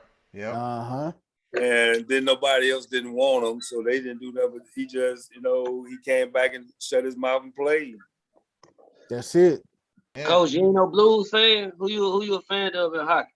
Blackhawks. Yes, sir. Dog, come on, Coach. Yes, sir. And until hey, and when I go to work every day with my Blackhawk jersey on, I would have known. They said, "What you doing, Coach?" I said, "Until y'all can show me 5 Stanley Cup, don't talk to me." Yeah, I mean, I get that. We got a ways to go. At least we in the conversation now. At least we in the damn conversation. Because being a Blues fan was like being a Cubs fan forever. Until the last what? 50 years it took them, and then all of a sudden they win one, and they on top of the world again. Oh my God. We've been solid. That's the thing is, like, some teams win and they just kind of fall back to where they were. The Blues they didn't really take a step back. They didn't have the same playoff run. I give them some respect. After Vancouver ran their butt out the bubble a couple years ago, I give them some respect for coming back, because I don't know what Vancouver been doing since then. Nothing. They weren't ready. They weren't ready. Hey man, make sure y'all get them Predators some respect too, man. You y'all still need PK Subban down there, man. On Tennessee, man. You Hey, Weston, what you say? We gotta give them Predators some respect, don't we, baby? I was a Predator fan until they got rid of that boy Jones. Tennessee, Hawk. No, y'all ain't been the same since y'all got rid of PK Subban, man. That was the life of y'all team. And let Steph Jones get out of there. That too. I actually wanted Seth Jones. I was pissed the Blues didn't try to I was a Predator fan, and when they had Jones, Popeye's boy, and then they let him get out of there, I'm like, man, what is you doing, Nashville? Hey man, hey, that Nashville team is right now they sitting fifth. They sitting sixth in the Western Conference, man. They're Hey not gonna man, make it. hey, they lost one tonight, but they are sitting fifth. Sixth in the Western Conference, man. Where is Columbus at? Columbus Blue Jackets. They are 1, 2, 3, 4, 5, 6, 7, 8, 9. They are tied for seventh, tied for eighth. Well, they'll be turning their stuff in a couple weeks. They might skate. They are tied for eighth. The Columbus Blue Jackets. They are tied for eighth. Yeah, so, I tell you what, this is kind of what I talked about a few weeks ago about that sweet spot in sports. It's that time because you got, baseball starting, you got NBA playoffs, NHL playoffs, NFL draft, Masters, Indy 500. And the WNBA gonna be starting too shortly too as well. Right. I think USFL starting. Who cares? But it's there. MLS, XFL, the XFL next year. Next year. They pushed it back to 23. But this is that sweet spot in sports, man, where literally everything is going on all at once. Well. This is that sweet spot to you, Dino. Buys round November when basketball and everything just get up at the same time. Baseball going on, basketball going on, football going on. Yeah. It's two. You're right. This is the one in the spring. That's my favorite time. You got two seasons. You got a fall season and the spring season. It's just everything just boom. And you mentioned the French Open.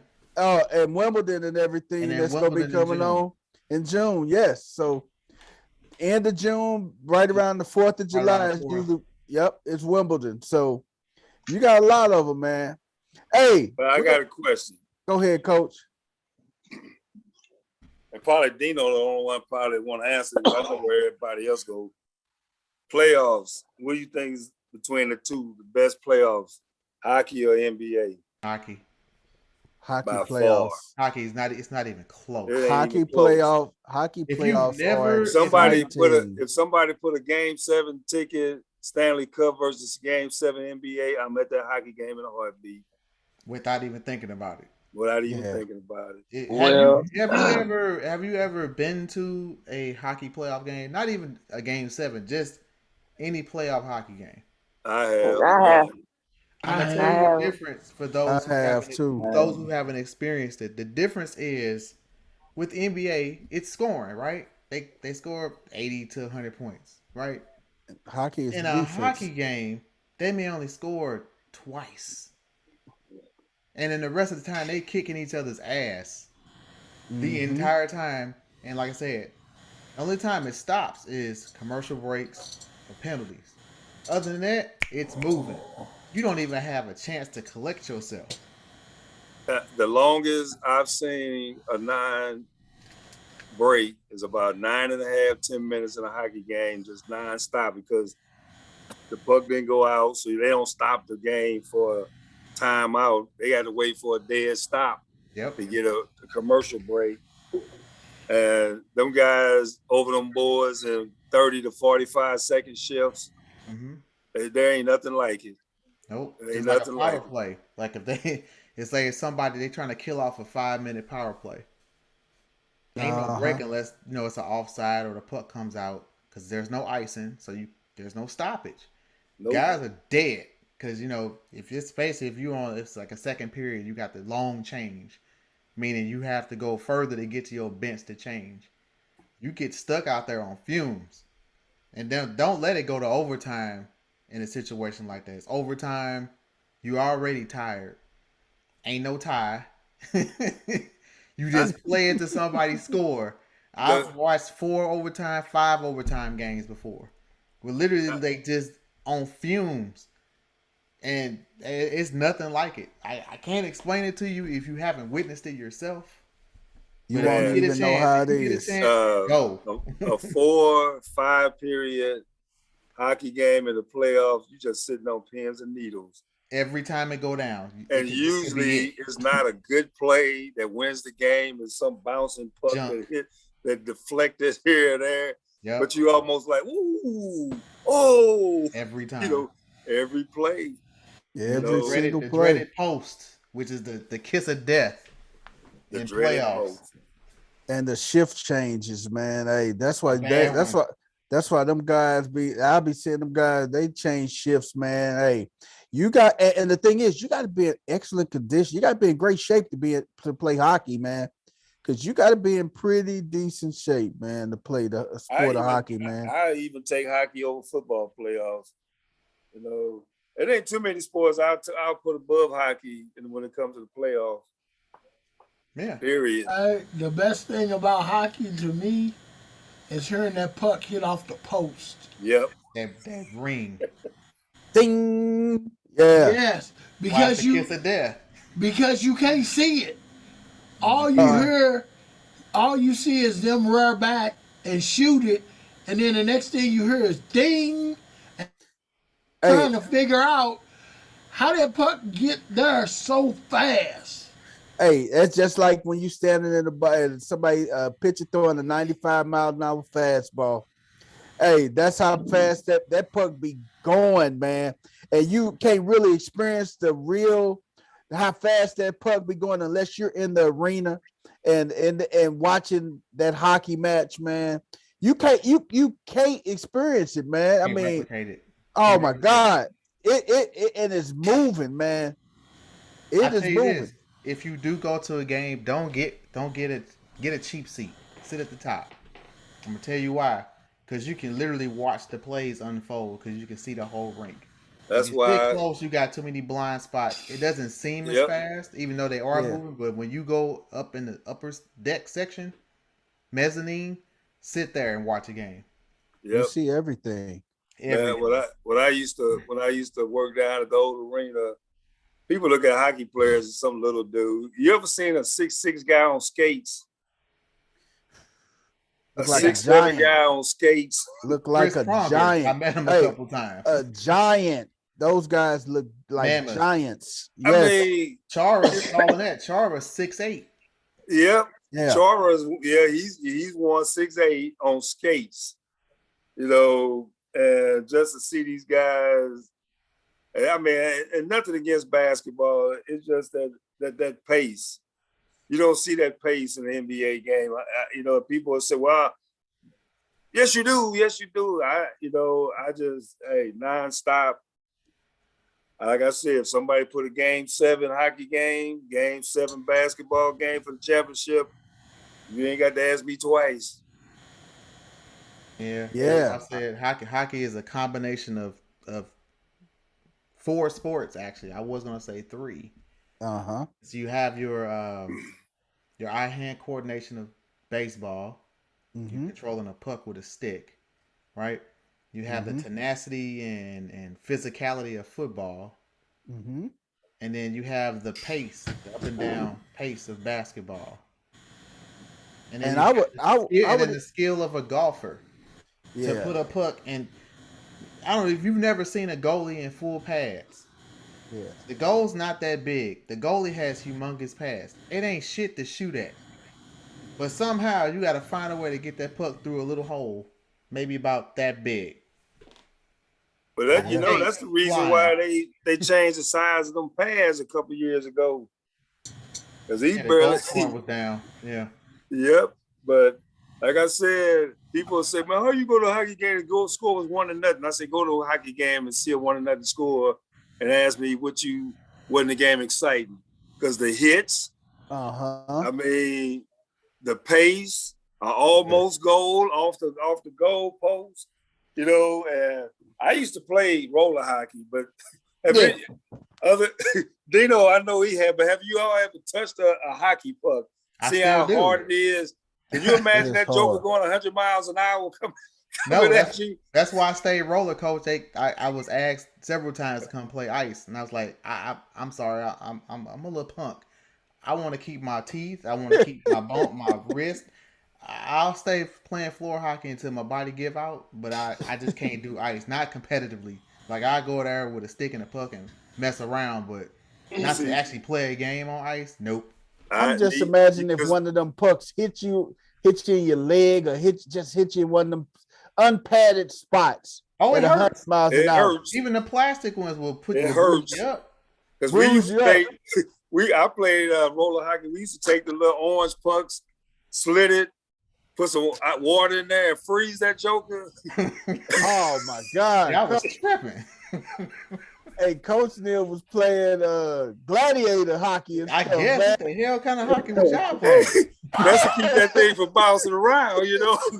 But to keep it from bouncing, yeah. They got now they make them with little bullets, little deals. Yeah, little beads that be in the rollerblade skates and stuff. Yeah. But I mean, when I was coming up, hey, goalies didn't wear masks. And to see that joker going 100 miles an hour and the dude didn't have a mask on. That's why all goalies right now, man, ain't got their fronts, man. They got some veneers in, man. I didn't know who was the dumbest. Got veneers. I didn't know who was the dumbest. They always call the catchers the ignorance of two. The twos are ignorance. I thought there was a goaltender. At least the catcher had a mask on. I'm telling you, man. Hey man, that is so funny, man. But it's just like college baseball, man. A lot of people can't go and see a college baseball game and sit down and watch a whole college baseball game unless they be like, man, how can you sit down and I heard people all the time, how can you go watch baseball? Baseball boring. How can you watch baseball on TV? It's boring. Go watch Louisville, man, on a Friday. What you say? Go watch Louisville? Friday. I can only watch a baseball game in person. Free admission, $2 20-ounce beers. Best games ever. Oh, where we going? Best games ever. When are we going? And it's right across from Churchill Downs, so you can get everything you need all in one stop. One-stop shop, huh, Coach? Yes, sir. I looked up on hockey. I'm ready. My thing with hockey is why the puck black and the stick white? No, I'm just bullshit. The stick ain't white. It's the tape. It's the tape that's white. And the ice is white. The stick white and the puck black. Why? Hey, the ice is white, Winston. Hey, the ice that they skate on is white, man. You got the black puck, brother. But don't disrespect that. That's clear. That's clear. It's the oldest trophy in North America. No, but Lord Stanley's Lord Stanley. I had the pleasure of going to a playoff game, but I went to a regular season game and it was live. It was. Yeah. I mean, hockey is a lot liver in person than a motherfucker think. You know, I went there. I took a little. You know, I took my son because I ain't know my son. My son the one that had me going because I didn't know he liked hockey like that. I'm like, where the hell you get that from? Like, ain't no hockey players in the family. You know what I'm saying? So I'm like, damn, do we even play? I said, we don't even play hockey, cuz when you get there, he's like, yeah, we do that. Then he named all these black players. I was like, well, damn, we gotta go see some hockey then. So I ended up getting some tickets. And I take a little blanket and everything because I want to make sure he ain't cold. And I didn't realize that it's just cold on the ice, so we ain't need the damn blanket. But we had fun though. I'm gonna tell you, I blew my one chance to go to a hockey game. Oh my God! It is live. Hey, Crystal, you gonna love it. I had one chance to go to a hockey game. I had one chance to go to a hockey game. Nope, I had one chance to go to a hocky game and I blew it because I told the guy I was dating. Don't chance up the next chance. What you tell the guy you was what? I told the guy I was dating. I said, "Hey, hockey like soccer on ice." He got mad. Like who? Soccer on ice. Oh yeah. Hey, you blew that. He probably hung up on you. Hey, they probably stopped dating. He probably like, I lost my number when I went overseas and had to go back to my country, Chris. You got that good old Casper, CC. Hey, I tell you what, one of the best trips I took. If y'all happen to be anywhere near Toronto, you got to go to the Hockey Hall of Fame. I've been there, Coach. I've been there. One of the best in Toronto. Best trips I took. Hell. Huh? It's cool as hell. Oh yeah, that was one place I said I wouldn't mind going to live in Toronto. Other than cost of living. I mean, Toronto, that was a nice trip I had there. Yeah, Toronto's nice. But when I went, Coach, when you go in, they give you white gloves. And I was like, what's these for? And it's like, oh, the Stanley Cup is at the top level. Yep. And they have the original cup. So, if you touch it, obviously they don't want you getting your fingerprints all on it. And, it's superstition that you ain't supposed to touch the cup unless you win it.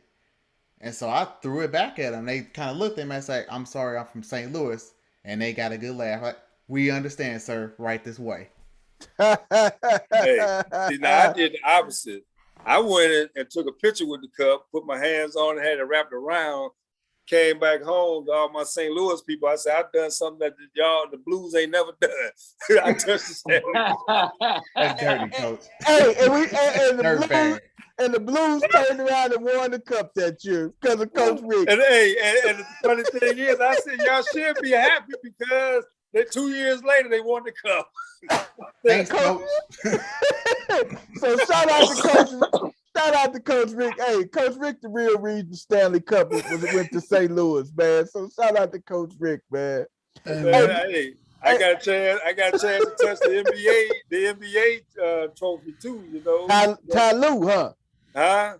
When Ty Lue brought it through St. Louis, right? No, when Patrick McCall won it with Golden State, he brought it. Oh, okay. Oh, yeah. It was out there at the Welston Center, probably the richest thing that was in Welston that day. Yeah, Hey, that was the most expensive thing in Welston that day, Coach. Damn. It was. Can we just shut Welston down? Can we just shut it down and somebody else absorb Welston? Including the whole city of Welston. Yeah. Welston too close to you city. We don't want. Yeah, I don't want it. Hey, but they doing some things out there. They got this $1 million plan going on. A good friend of mine actually is the mayor of Welston, so I ain't gonna rip him like that. Oh man, hey man, y'all can't rip my boy Nut, man. Hey, Peanut doing a good job out there, man, in Welston, man. He doing some things out there. He just can't get the people to cooperate out there, Nut working his butt off out there, man. Did he get that London the Suns back open? Nope. Nah. See, that's what I'm talking about. Hey man, Nut working though, man. Hey man, Nut is out there working, doing this. I'm just saying, out there, man. I would appreciate that. I don't like going out to North County. Can I tell y'all a funny story about the whole Welston thing, man? Uh-oh. Hey, I used to coach with Nate, right? Uh-huh. At North County Tech. And right. We was at basketball practice. And they came in and was like, man, I'm going to run for mayor of Welston. You thought he was playing, did you? Like, man, shut the hell up. He is like, I'm for real. I'm like, man, you ain't on the ballot. He's like, Coach, for real, man, I'm going to be a write-in. I'm starting my campaign. I'm going to get out in these streets and I'm going to start talking to people. Man, Coach, quit playing with me. He was like, nah. So literally, like a week later, he came to practice with this T-shirt on that said, vote for Nate for mayor.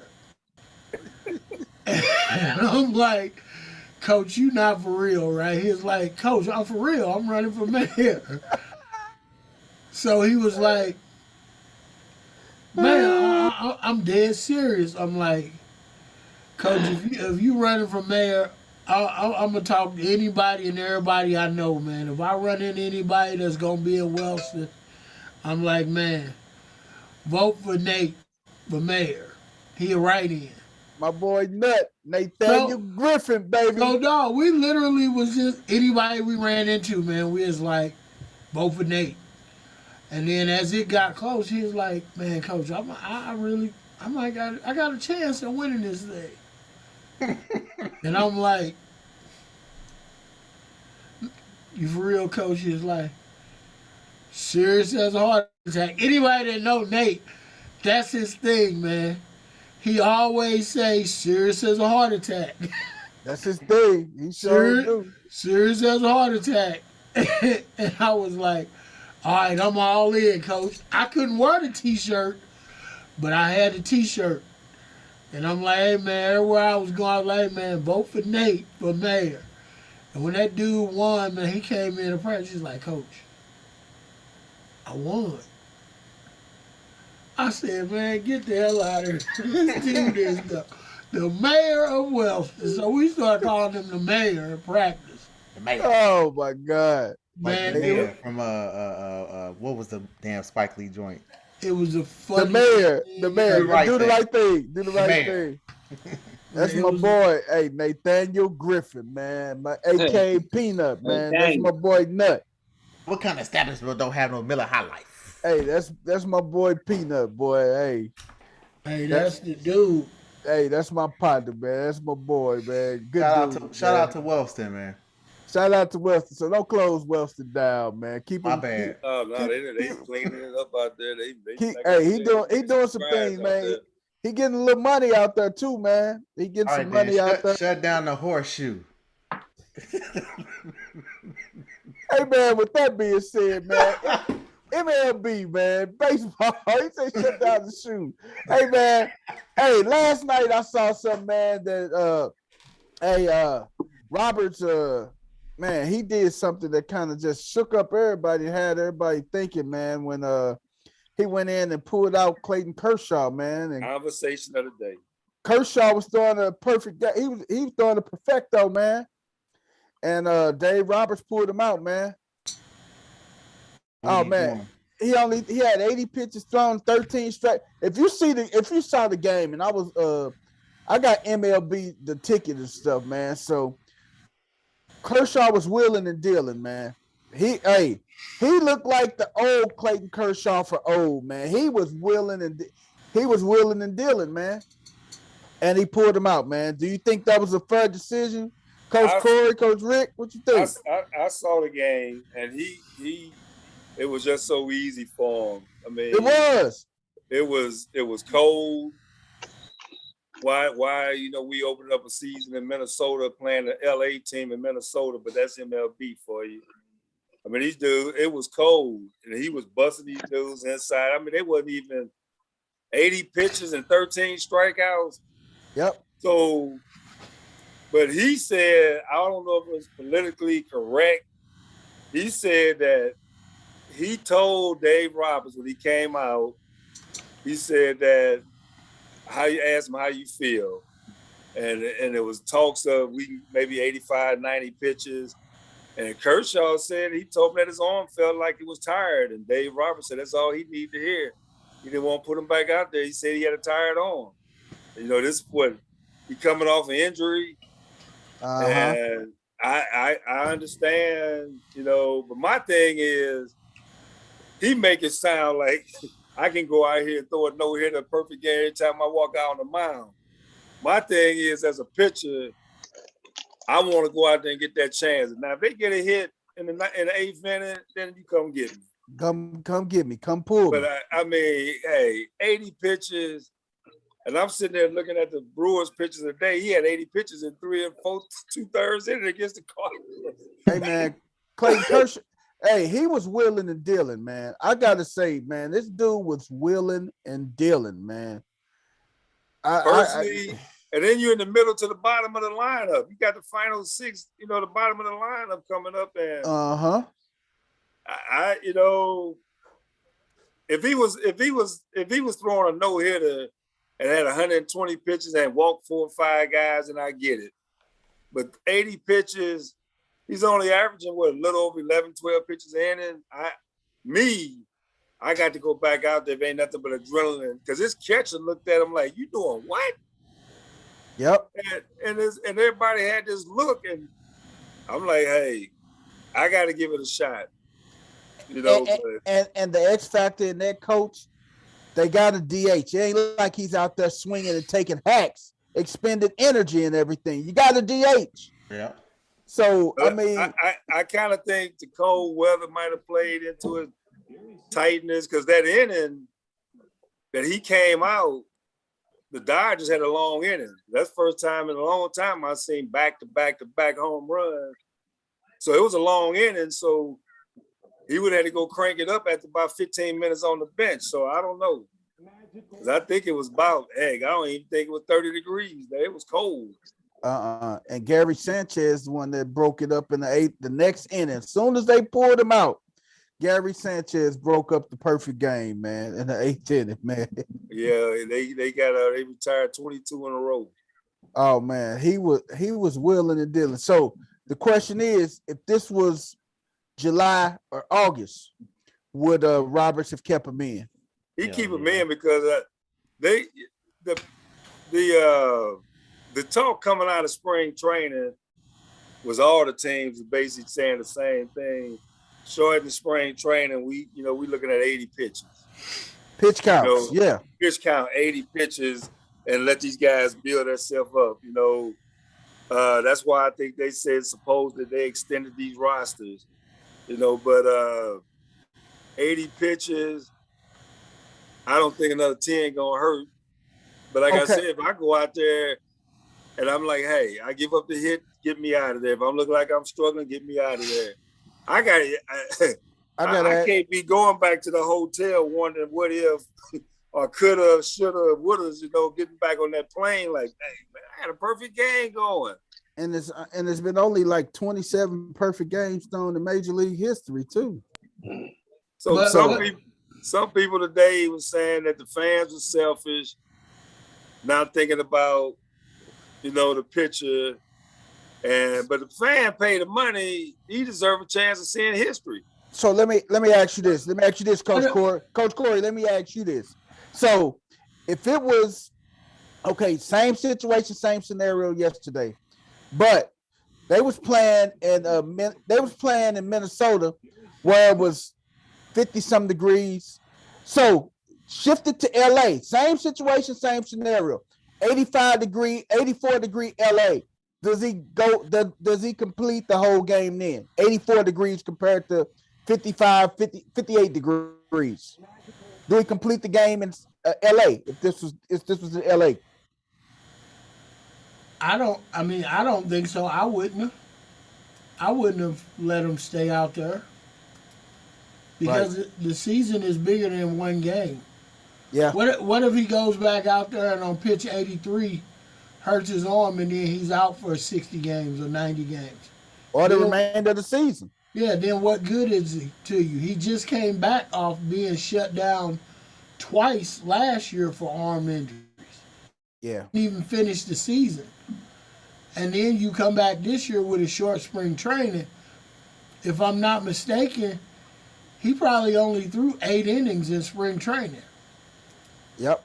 So, he probably threw more innings in that game than he threw all spring. So you asked 2 questions because as a manager, I'm taking him out. But me as a pitcher, I ain't want to come out. Exactly. Because sometimes as managers, you got to protect players from themselves. And that's the thing. You got to protect them from themselves. You got to look at the big picture.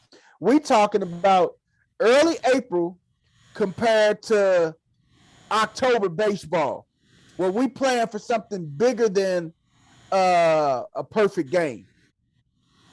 That's what you're talking about. You're talking about something that's way bigger, October baseball, playoffs, possible world championship compared to now. So as a manager, you got to sometimes protect players from yourself, but as that competitor, as that athlete, as that, hey man, you don't want to come out the game.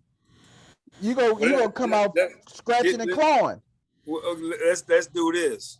Play hypothetical. 3 names. Molina, Wainwright, and Marmol. Same situation. What you think happened? They'll stay in. Wainwright will stay in. Because Marmol, they'll keep Wainwright in. Probably would say what? What Marmol say? You know your body. You know your body. Hey, and Marmol go with him. Rookie manager. Marmol go say, hey, I'm gonna trust you and Yachty.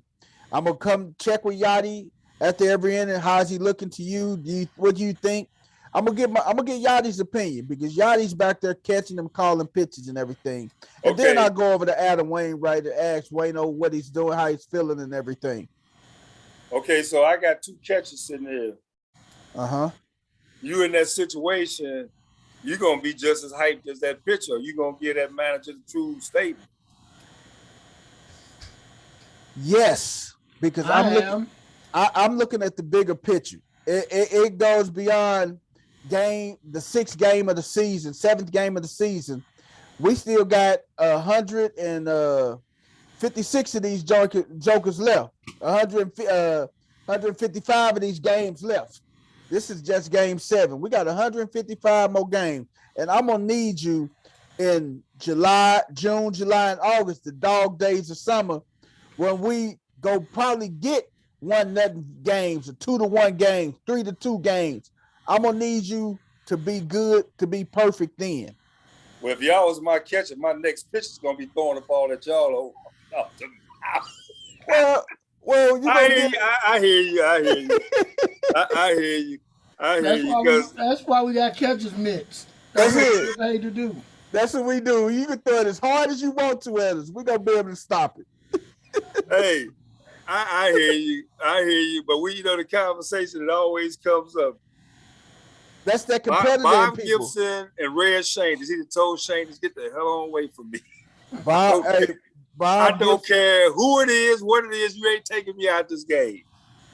That's what it was. You got those guys that would have been like, hey, but like I say, sometimes as managers, you got to protect players against themselves and everything, man. You got to protect the players against themselves, because that could be their biggest downfall is themselves. And okay, well, again, Kershaw has to understand that he knows that he just lost a majority of his season with arm injury, and he's not built up to go a complete game.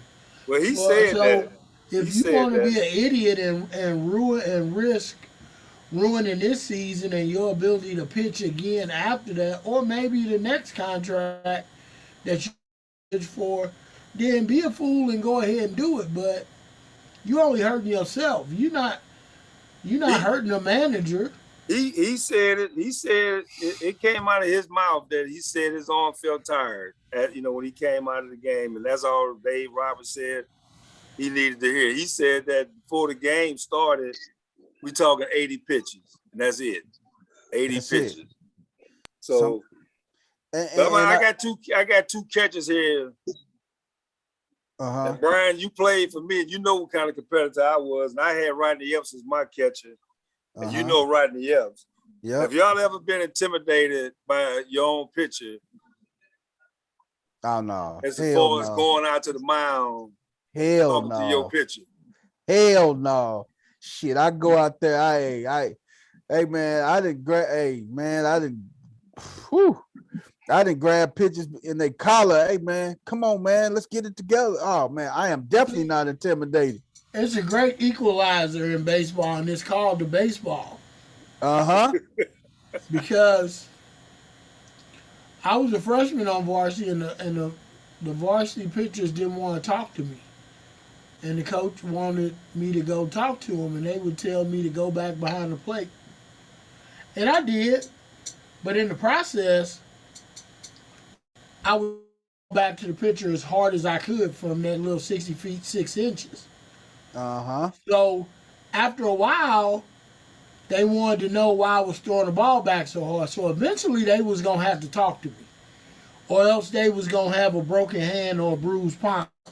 So you don't have to talk to me until you're ready to talk to me, but I guarantee you're going to be ready to talk to me a lot sooner than you want to, because while you throwing the ball 65, 70 miles an hour, I'm throwing the ball down to second base, 788, and you about halfway. So what you think that ball getting to you at the pitcher's mound at?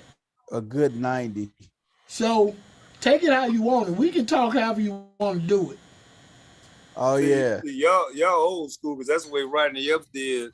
And Rodney Epps was one of them guys. He said, okay. But he'll sit back there and he didn't like getting shook off. And he said, man, he'll throw that glove down and throw his hand down and like, this is what I want. I want to hear. So I don't know if it's a thing back then you could say, well, he ain't showing you up, he's a competitor. He's a catcher. This is what I want, man. One time I was on the mound with him, and I wanted to throw something because I always say the pitcher is the one that's gonna get knocked out of the game. If the catcher want a curveball and I want to throw my fastball, and I throw the curveball and they get hit, I had a catcher tell me, "Well, I ain't tell you to hang it. That's what I want. If you had threw a good curveball, I want to throw my fastball." Oh, my God. I'm the one getting took out the game. The catcher ain't coming out the game. And so that's how things, but it depends on how kind of relationship you got with your catcher, But we can move on after this. But Bob Gibson and Tim McCarver used to crack me up because Tim McCarver had a joke. He said he came out to the mound and Gibson told him, "What the hell are you doing out here?" He said, "I just came out and tell you, you got to run on second. It's 2 out." He said, "Damn it, I know. I put him there." Love it. I love it, man. Hey, man, that's what I love, though, man. Hey, you gotta love that, man. And you know what? And it all, like you say, it all depends on the pitch, how well that pitcher trusts that catcher, man. Because if that pitcher trusts that catcher, man, whatever that catcher throw down, you go just roll with the catcher because the catcher's behind their plate, seeing where people stand, their footwork and everything. And we make mental notes, man. We know we struck this guy out on the curve. We know he go chase that 0-2 curveball in the dirt, or that 1-2 curveball in the dirt and everything. Once you elevate the fastball to change his eye level, and we know what he gonna chase. So I mean, it's just how much the pitcher trusts the catcher. Hey, man. Hey, we're gonna swing it on over to my man, Coach Corey. Now, what y'all want to do? What the hell first, or y'all want to do the what's the name of, man? Hey, before we do that, Luka Doncic is gonna be out for Game 1 of the playoffs. That's big. That's big. Yep. Luka is out for Game 1. That is huge, man. But who got the home court there? Dallas. But hey, Utah may go in and snap that first game out from underneath them, man. Luka out. Hey, that's gonna be big, man. Now, is the first round 3 or 5? Or are they all 4 or 7? Everything They 7, all 4 and 7. 7, Everything 7. all 7s. They changed that 3 out of 5. They changed it to 4 and 7. I be watching hockey, so I forgot. Straight 7s, baby. Hey, man, we're gonna kick it on off with our what the hell segment. Then we're gonna finish off with Coach Corey and our gone fishing. But we're gonna go what the hell right now. West 10. What it do? What it do? Y'all give us that what the hell segment, brother. What the hell? What the hell? I know Crystal probably got another what the hell, don't you, Crystal? You know what? I had 2 the other day. I'm pretty settled. She's straight. West 10, give us your what the hell, brother. My what the hell? Well, I got a couple of them, man. First off, I want to touch on this, man. Earl Thomas. Earl Thomas, man. Y'all know the 7-time Pro Bowler, 1-time Super Bowl cat, Earl Thomas, man. This really ain't no, you know what I'm talking about. Funny on what the hell, as far as Earl Thomas goes. I'm just saying, you feel me? My boy, he going through some things right now, man. You know what I'm saying? Not just on the field, but off the field. You know what I'm saying? Not even the fact that his wife, I think they still going through that divorce thing that he really don't want to do, but need to just let go. She been seen, and not even the fact she been seen getting tricked out by some guy with gifts and all that. That's irrelevant. You know what I'm saying? Not even the fact that nobody want to work with him, like he don't want to show up to meetings with the Ravens. That was one of the things. The fact he going out the field, you know how he left Seattle, coach. I'm sure you remember that. You know what I'm saying? And even the Texans was finna sign him, but they didn't even want to. You know what I'm saying? Because I mean, guys was like, if he coming in, I'm going out. You know what I'm saying? Guys don't want to play with him. You know what I'm saying? And can't be coached. He don't listen. You know what I'm saying? Don't come to meetings. My thing is, you know what I'm saying? You can't be a sheep if you just destroy everything that you around. Like, you don't listen to nothing. You don't listen. You can't be coached. You can't take advice. Your wife don't want you. Your wife don't want. I mean, just everything. Just all that off the field, man. You know what I'm talking about? And I just want to let my boy know, you ain't no bigger than the game, man. You ain't no bigger than what's going on. And they got a way of showing people that think they are that they're not. So my if the dog is on them, he in trouble.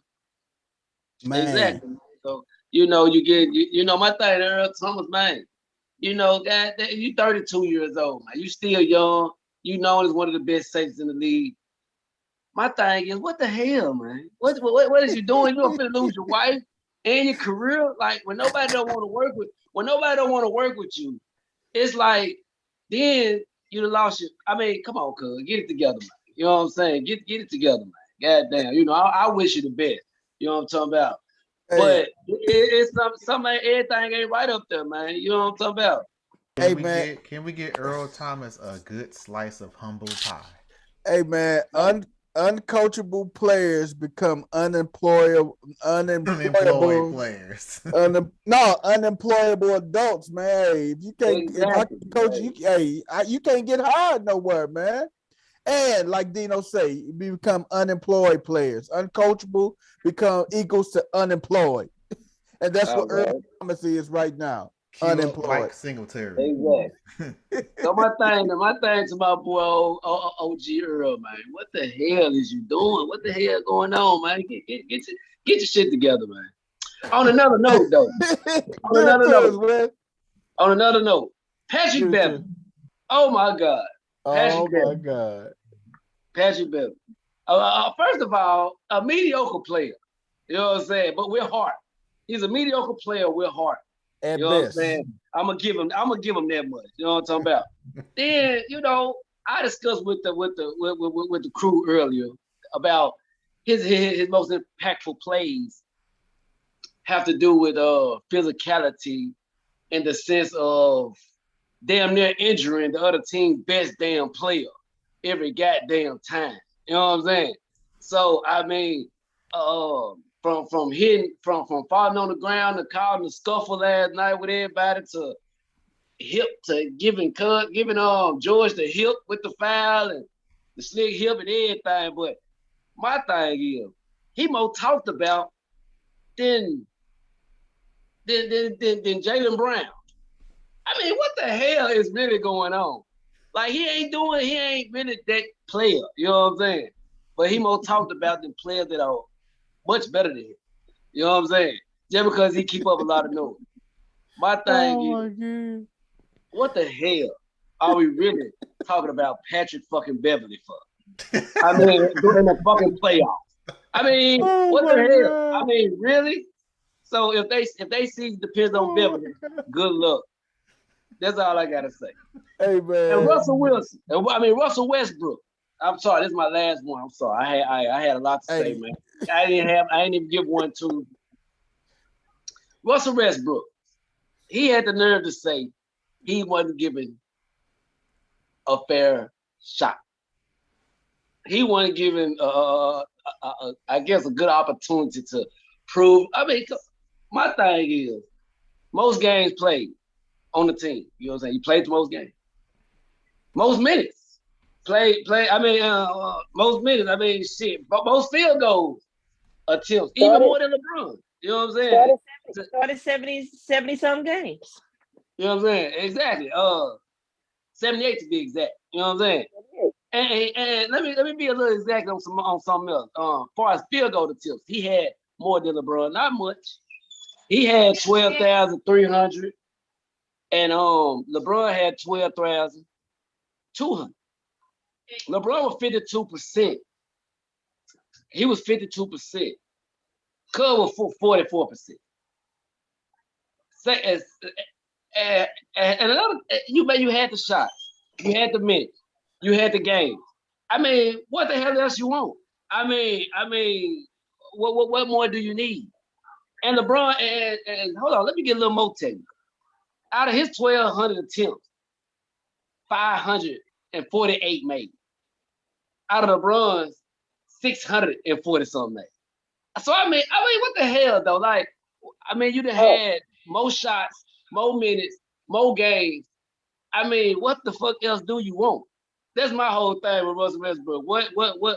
What shot was it you giving? You know what I'm talking about? So my thing to Westbrook is, what the hell, bro? I mean, you finna anywhere you go, you get that many games, minutes, shots, and you say you ain't have a chance to prove your. What the fuck is you talking about? It ain't like this your first year getting drafted. You know what I'm saying? You done played with the best players lately. You done played with Durant. You done played with LeBron. I mean, you still can't fucking win. I mean, I don't understand. Oh my God. What the hell? I do have one. I do have one. What's your what? All right, what's your what the hell, Chris? My what the hell goes out to the king himself, LeBron James. Okay, then. Oh, here we go. Goes to the king himself. LeBron James is in year 19. He has led Ryan Monkey to the NBA Finals. He has 2 sweeps on his record, but he got him to the NBA Finals. Mm-hmm. He still got him to the NBA Finals. This man averaged.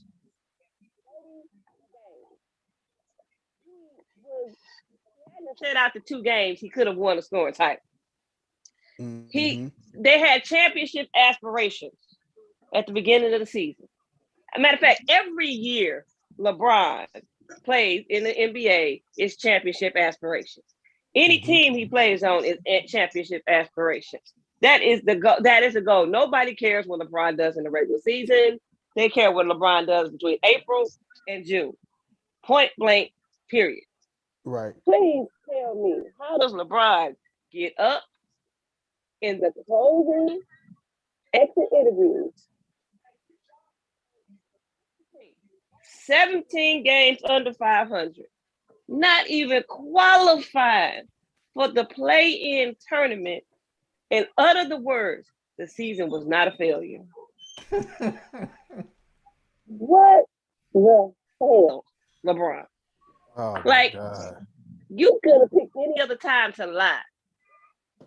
And you said this with a straight face, didn't have your shades on, so you wanted everybody to see your eyes. Brian don't feel the season was a failure, so neither does the people champ. People champ don't think it was a failure either. They both love the Lakers. I mean, he don't think it was a failure for him. It wasn't a failure. Winning time is a success. Coach Corey say even the champs. The winning time series is phenomenal. So no, the season wasn't a complete loss. Hey, Crystal, what you got to say to LeBron, West 10 boy? What the hell? Come on now, man. You know you lying. You know you lying. My nigga 19 years in, man. You feel? Hey, whatever you can do, he done did it, man. It's just goddamn. You know what? You want to know what? He lied. Hold on. Hey, Chris, this my boy. This Mr. 10K right here, man. 10K everything. This Mr. 10K. It ain't LeBron no more. It's King 10K. Hey, man. Hey, ever to play the game. LeBron lying like a Jamaican rug, boy. He lied. That nigga lied. You can back me up on watching the playoffs from the same place. He'll be watching just like us. You can back me up on this. One of the greatest Lakers ever, Kobe Bean Bryant, said out of his mouth, "If you do not win the championship, the season was a failure." It's a bust. Championship or bust, baby. That's what champions think. You cannot sit up. LeBron himself said, you know why? You know what? I take that. He did say himself that he would almost rather not make the playoffs than not win it, than losing the finals. So maybe that's why he don't think it's a failure. That's it, man. Hey, if you wear that purple and gold, man, if you don't win the championship, the season is a failure. Hey, Coach Corey. He had to take small victories. He started getting his hair cut, so his hairline is almost invisible. Coach Corey, what's your what the hell, man?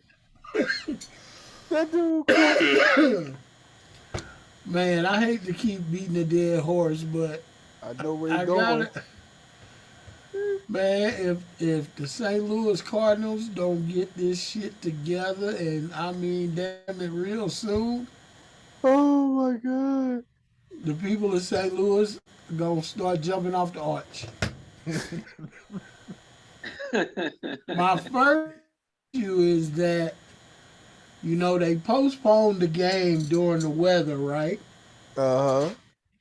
Which was Jordan Hicks' start. Who was a reliever? Who they want to make a starter? Who's coming off an injury? Who hasn't been stretched out to pitch any innings? So what do?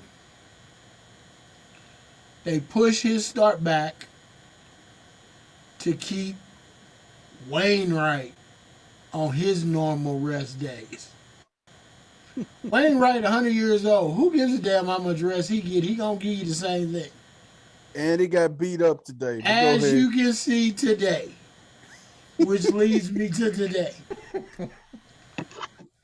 On regular rest, Wainwright got the regular hell beat out of his fastball today. Not regular hell. The regular hell.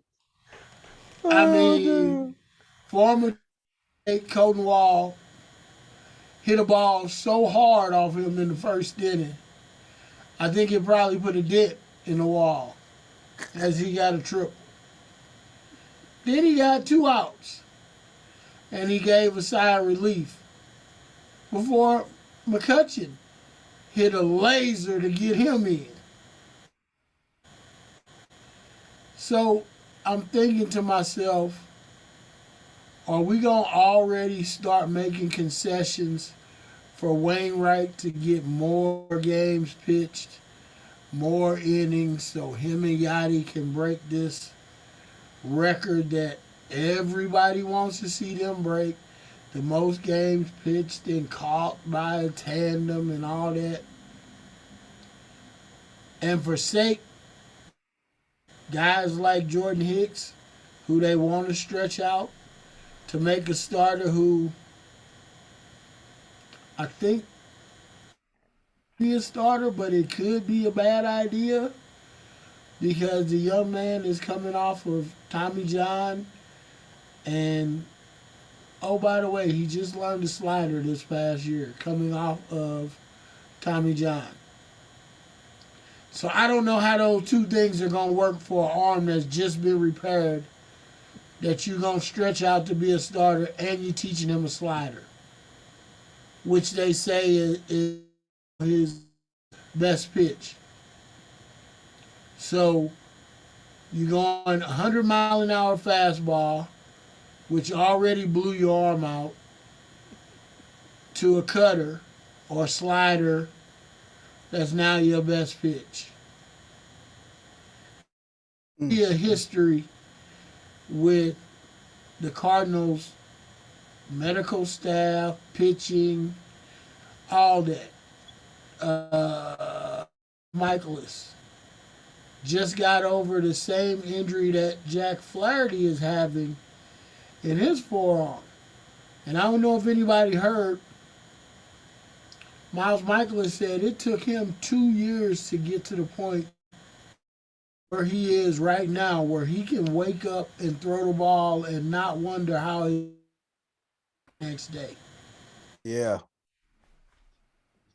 And now Jack Flaherty has the exact same arm issue, which, by the way, Miles Michaelis had surgery to repair to get him to this where he is right now. And then we got our first chance to see the new guy. I'm a coin of praise from my boy, Chris Berman. We got to see Drew pass me my Haagen-Dazs as he got roughed up today. Baseball in Japan ain't the same, bro. Cardinals, you went the cheap route. As usual. You pick the guy that had so numbers in Japan, and you bring him to St. Louis, thinking you're gonna get amazing numbers out of him, like you did Miles Michaelis for a year. Got lit up. And he got introduced to Milwaukee baseball very rudely. Disrespectfully. So all I got to say is St. Louis Cardinals, man, what the hell? I love it. Dino, what you got, man? What's your what the hell? Well, I kind of have a two-parter, but I'll do this quick honorable mention to the USFL.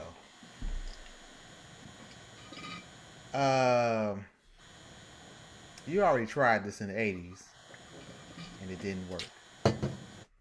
There was a chance you tried it again in the 90s.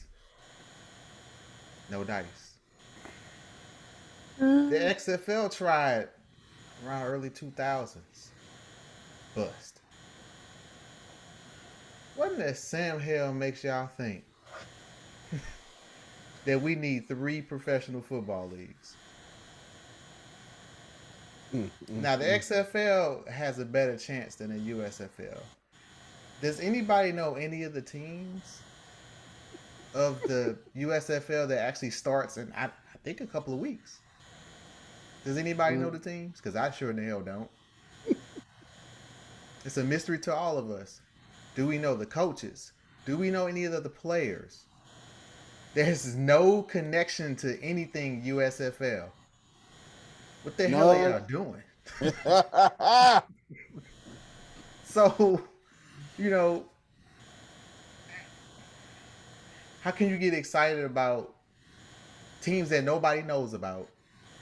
You make the same mistake that other leagues do, and you put teams in cities that already have an NFL team. You're not competing with those NFL teams. You don't have structure. You don't have the funds. You don't have the players. It's just a crapshoot. So to the USFL, what the hell, man? Stop it. Now I'm gonna move on to my real what the hell. That one kind of just came out of nowhere. I couldn't decide between Will Smith and the Oscars and Cuba Gooding Jr. Damn, boy, you gonna take one of mine. Which one was yours? Will Smith and in the mental institution. Go ahead, man. I'll keep my comments brief about Will Smith. It's not more so Will Smith than the Academy of Motion Picture Arts and Sciences, which is the Oscars, have banned Willard Smith for 10 years for the slap of Chris Rock. Now, let's talk about what preceded before the slap and what preceded after. So they sat there, watched the man get up out of his seat, smack Chris Rock. No security, no nothing. No nothing. That could have been anybody shanked by just a rando. The man turned around, hitched his pants back up, went back to his damn seat, and stayed for the show. Not just that part of the show. Commercial break. Watched other people get awards. Then went up and got award his damn self. And was allowed to give a 3-minute speech and shed a tear. And apologize. An apology to Chris Rock. Got into his limo or whatever he took to get there with Jada. Went home. Made an apology the next day. Probably went to the gym. Nothing from the Oscars. Nothing. Here y'all dumbasses come a week later.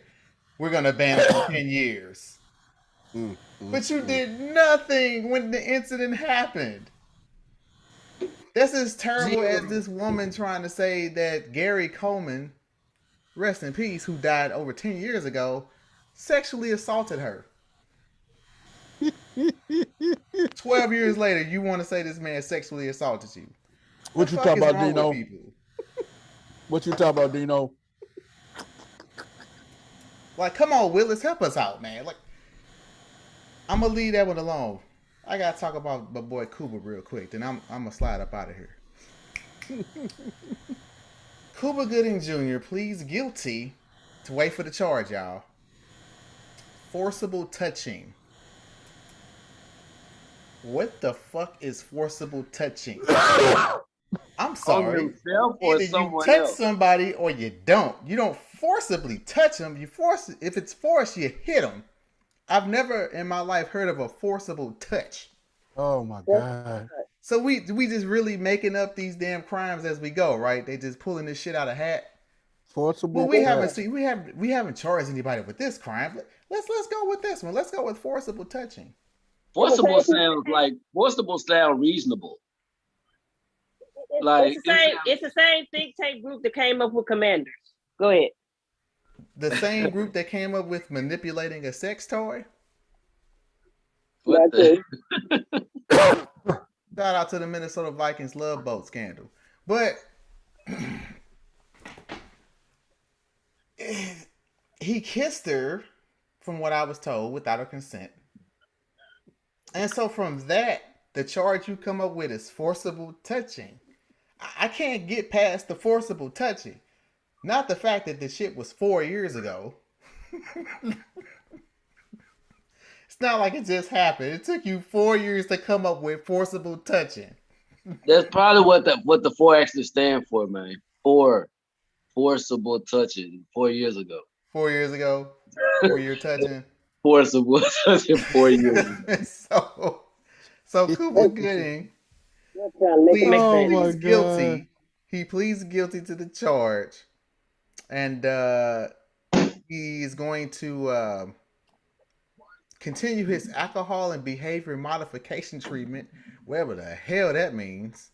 And then he's going to re-plead to harassment, which we could have saved all this time and just fucking called it harassment from the beginning.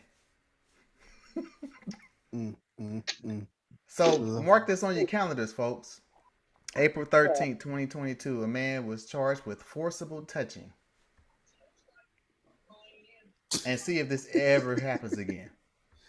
Oh my God. So to the courts, the attorneys, everybody involved with the shenanigans, and Cooper Gooding Jr. What the hell? Just pay for it next time, man. You got the money. Just pay for it. Just pay for it. You know, who knows, man? It might be the charge Will Smith might fight now. Oh my God! Now, that's a forcible touch. That was forcible touching. He talked about my wife. That was all forcible touching. Hey man, he forced me to touch him. Forcibly touched the water out my mouth. Hey, forcibly knocked the skin off my lips. That's what he did. To beat the brakes off your ass. Hey man, my what the hell moment goes out to Mr. Terrell Owens. Terrell Owens is coming out of retirement and joining the FCF league, football league. For those of you all who don't know what the FCF is, it is the fan-controlled football league. Now, Terrell Owens is 2 years shy of 50 years old. He's 48 years old. And what the FCF is the fan-controlled football league. That allows fans to vote on the rules and call all the offensive plays in the game. I got to tell you something, man. Terrell Owens was not a lot of people's favorite. So the fans are calling the plays. Man, where do I sign up? It's 8 players. Hey, they got 8 teams in the league. The name of the teams are the Beasts, the Glacier Boys, Should Have Been Stars, the Zappers, the Aoki Doki football team, the Knights of Dunnigan, Board 8 football club, and the Kingpins. Now, some of the owners of these teams, Marshawn Lynch owns the Beats, like Beast Mode. Glacier Boys, Richard Sherman owns the Glacier Boys. Should Have Been Stars. Austin Eckler owns the Should Have Been Stars. The Zappers. Dalvin Cook owns the Zappers. Aoki Football Club. Steve Aoki owns them. The Knights of Denigan. Tiki and Rondé Barber own them. The Board 8 Football Club. You got King Khan, AJ Khan, and Sean Samola. And the Kingpins, Jamal Anderson owns the Kingpins. Rules of this game. You know, at the beginning of the games, you kick off with a coin toss. Not in this goddamn league. Let me tell you what replaced the coin toss. What's that? Rock, paper, scissors replaced the coin toss. I'm not making this stuff up, man. If you guys think I'm making this up, man, I'm gonna share with y'all. Hey, look at what do it say right here about the rules? Rock, paper, scissors replaces the coin toss. Are you kidding me? Rock, paper, scissors. Rock, paper, scissors ain't too much different than a damn coin toss. Hey, there's actually a little strategy to rock, paper, scissors. Yeah, a little more, yeah. Hey, man, games are 2 20-minute halves. Clock continuous running clocks. Some people actually suck at rock, paper, scissors. 7 men on the field. There's no kicking or punting. The team rosters are reset and dispersed every week in a draft. So I could be playing for the Beast this week, and then next week I get drafted by the Zappers. So no playbook. No playbook. The fan control the plays. You go to the car and run a 6 and out. These games are played at the Pullman Yards in Atlanta, Georgia. Broadcast on Twitch, Peacock, Fubo TV, DAZN, and NBC LX. Fan control. DCLX. I don't even know, man. I've never heard of that channel. I need to call some players. Hey, man, fan control football. So Terrell Owens, 48 years old. He's in great shape. No doubt about it. He's in great shape. But if I'm a fan and I'm an asshole fan, I would run him right across the middle to get his wig knocked off. If I hated Terrell Owens all my career, hey, I'll buy a ticket. Hey, I buy a season ticket just to get him running across the middle on each play. And just get him destroyed, man. Ain't no way in hell I signed up and play for this league, man. And Terrell Owens talking about playing for this league, man. Y'all can do some more reading on it, man. But when I looked at it, when I heard about it, I said, you got to be kidding me. You got to be kidding me. And he's joining the football team where his quarterback is going to be Johnny Manziel. Oh, Lord. That's where Baker's going. He's going to be my quarterback. I can't wait till he goddamn get the crown. That's his quarterback. That's where Baker's going. Yeah, the FCF. What is the FCF? FCF, dog. The FCF, fan control football. We got a spot for you, Baker. A motherfucker cry over success so goddamn indoor football league, man. And the thing is, you draft your team every week. So if I'm playing for the Beast Modes this week, next week I could be playing for the Zappers. You draft your team every week, man. So you're not building no chemistry, no camaraderie with the players and stuff.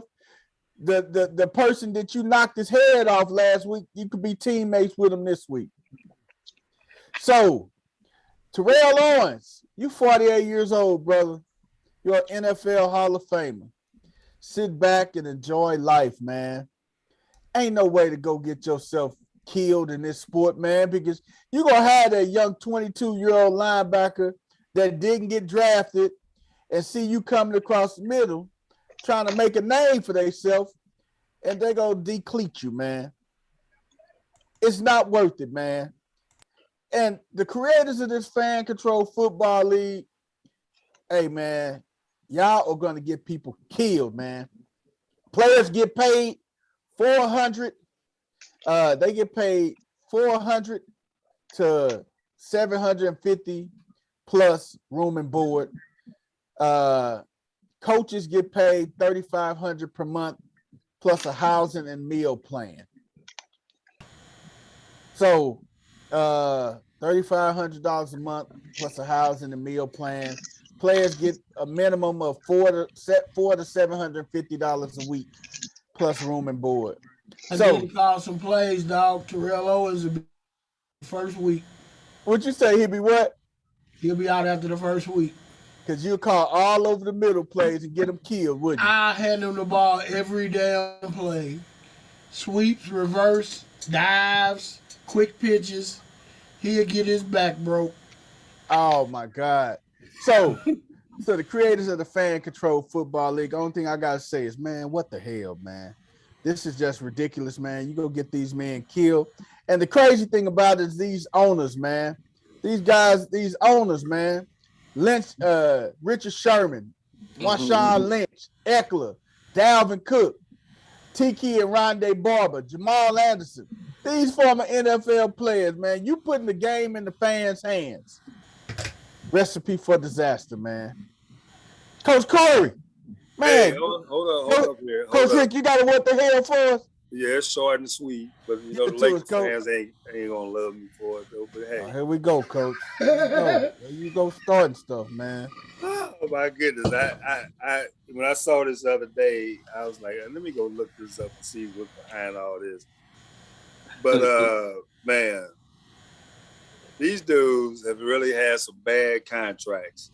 So we gonna go back to 2014. The Lakers gave Luol Deng $72 million over 4 years in free agency that year.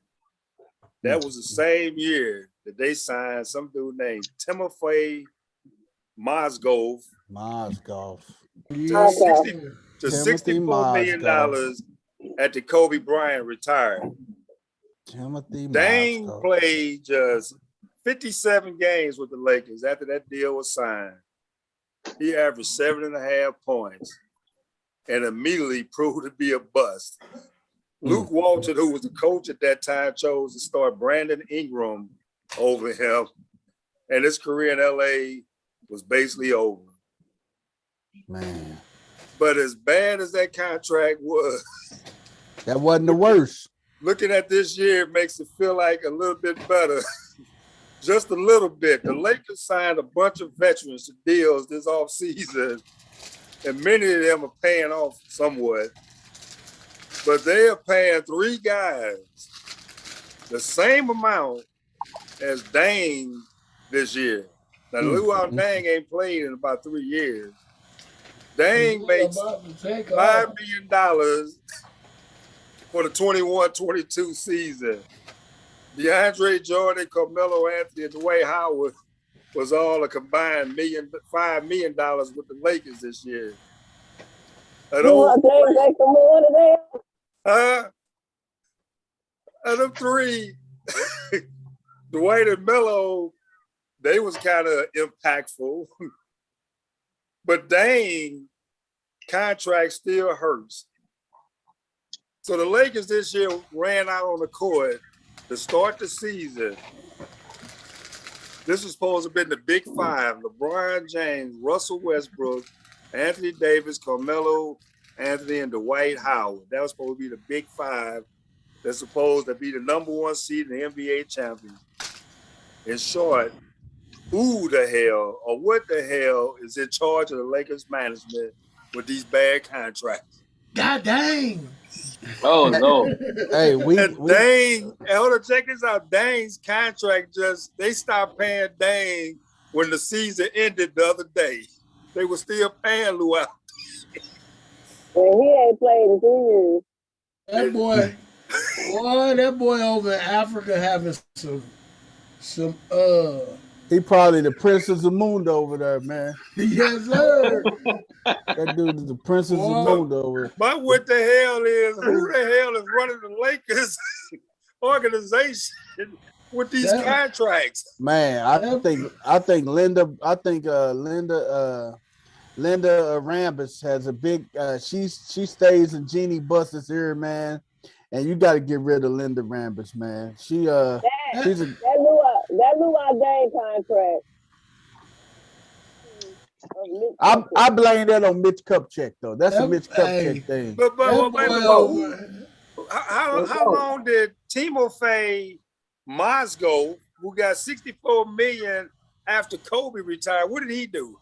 Who was that? Timothy Mozgov. Stephen A. rips Timothy Mozgov. So the Lakers buddy went to Russia and to Africa.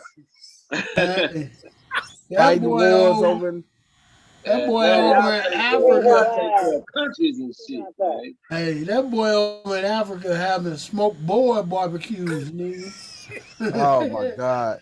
Well, one thing we know about it, the money lasts a lot longer than a career. Oh my God. Coach Corey, man, give it to us, man. Mozgov. Ain't that how Stephen A. Timothy Mozgov. Yes, he does. Who the hell is Timothy Mozgov?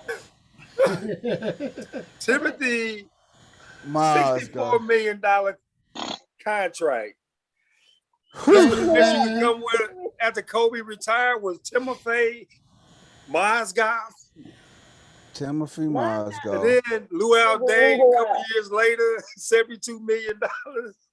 Hey man, Russell's not in LA. That's why he's not in LA. He literally had to trade Russell over Moscow to get off his contract. That's crazy. Coach Corey, man, go on take us out, man. Not take us out, but go on give us a gone fishing, man. Hey man, this is my first installment, man. We're gonna have a little bit of something going forward. I just want to hit y'all up with this one here to jump it off. Everybody can see my screen. This is my 2022 Gone Fishing. Can y'all see it? Yeah, we see. Yeah. I try to get a little bit of everybody in there, man. Cause there's a whole bunch of y'all that gone fishing this go rip. We don't see the picture, we see the words. We see the Gmail. Oh, let me put it up there for you. Bam! Yeah, there you go. Yeah. You gotta take Dwight Howard out there picture. He in the playoffs, man, ain't he? Oh. Dwight Howard. Oh no, not Dwight Howard. I'm thinking about exactly. the other big boy. Dwight Howard played with the Lakers. What the hell you mean in the playoffs? I'm thinking about Jordan, man. DeAndre Jordan. My fault. You got it. Yeah, you tripping. It looked like Luau Dane missed the boat. Right. He was on the contract this year. Hey man, look, you got Derrick Rose over here in the corner over here, man. Oh my God. Man. You got my boy Brad up there. No, you didn't, Coach. You didn't put Brad out there too, man. You got Brad in the middle of the picture, man. You gotta take him out of there. Hey man, Brad look like he finna cry. And look at my boy KCP, man. Look at my boy KCP, man. That's cold blood. Look at my boy, look at my boy Ben, man. Look at my boy Ben McLemore, man. That's crazy, man. Coach, you were wrong for that, man. Hey, Coach, Corey, you put these St. Louis boys up here like this in the middle of the picture. Hey, man. Coach, they gotta represent, man. They gotta represent. And then got Carmelo over there like, dang, I still ain't got an NBA championship. And he's sweating. Oh, my God. Hey, look at your boy Westbrook. He's just happy to be on the boat, nigga. Man, you got about 7 Lakers in here. He ain't never been on a boat. He's just glad to be on a boat, dog. Oh, my God. He the only one smiling. He the only one on the boat. Look at your boy from Mizzou. Hey, look at my boy from Mizzou. Keon Dooling. Oh, my God. Look at these guys, man. Look at John Grant. Who this dude down here that can play with the Golden State Warriors down here in the front, the first one in the front row? The light-skinned dude? Yeah. He played for Portland. No, the one here with the Lando jersey on. That was the one that was in the dunk contest, wasn't it? Yeah.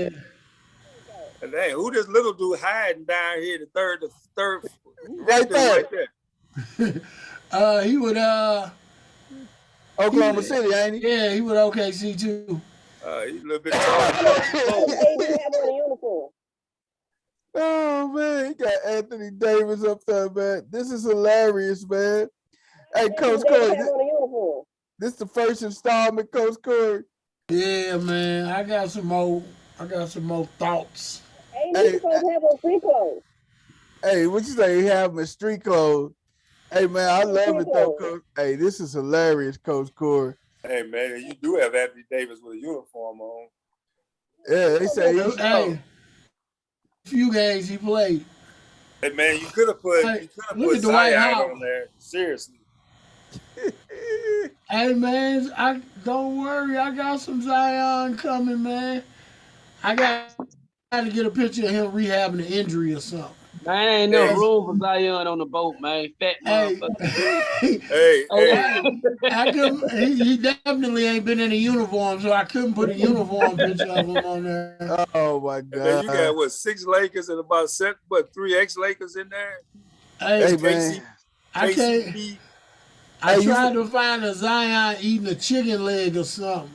Hey man, hey, you don't got my boy. Hey, where my boy from Sacramento at, man? De'Aaron Fox. What Fox at, man? I don't see him on here. You don't know with a back brace on. You still a little muff, first lady. You sound a little muff. Hey, look, I hope for West 10's sake, Ja Morant ain't on here next week because he might be on here with him. He might be on the back row with him. Oh, hell. Here you go. Oh, I always try to get West 10 fellas rough with it. I see What's up with you, brother? Unity Baltimore. That ain't your Memphis. Ain't this something? I love Memphis. I tripped because I should have went down with everybody from St. Louis went down there last week to see Tatum down there last Sunday. Oh, my God. Tatum with him, too. But we said about 5 starters, so we let them do their thing, you know. Oh my God, that is funny, man. Hey, I know this is over with, but sometime we need to talk about this NBA. Now they investigating all these people that want to go fishing during the season when these people paying this money. Oh man, we definitely talk about that on Tuesday, man. We gotta hit that up. That's a bunch of crock that what these NBA players doing. I don't want to hear nothing they gotta say. Hey man, this is amazing, Coach Corey, man. We cannot wait to see him next week, man. Good job on this one, man. Is this a rookie from I'm thinking about sending this in to Charles Barkley and them, dog. Hey, you gotta send it in to him, man. You got to send it in to him, dog. You got to, man. From no balls, no glory. Hey, you got to send it in, Coach. West 10. You got to wait a minute, hold on. Who's that behind LeBron with the sword? That's supposed to be LeBron. Yeah, that's LeBron with the sword. Well, it looks like he got a double head back there or something. Yeah. His hairline running away. His hairline blowing in the wind. Oh my God, that's crazy, man. Hey man, West 10, what birthdays you got for us, brother? Right, we got since y'all was on baseball, we gonna got Steve Avery, man. You know what I'm saying? First round pick in '88 for the Braves, man. You hear me, Steve Avery. Uh-huh. You know what I'm saying? He 52 today, man. He's sitting on Ray Lewis, man. So we gonna give him a shout out.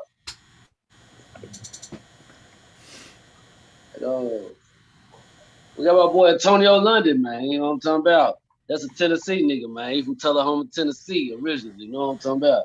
Don't let the last name throw you out London and shit. You know what I'm saying?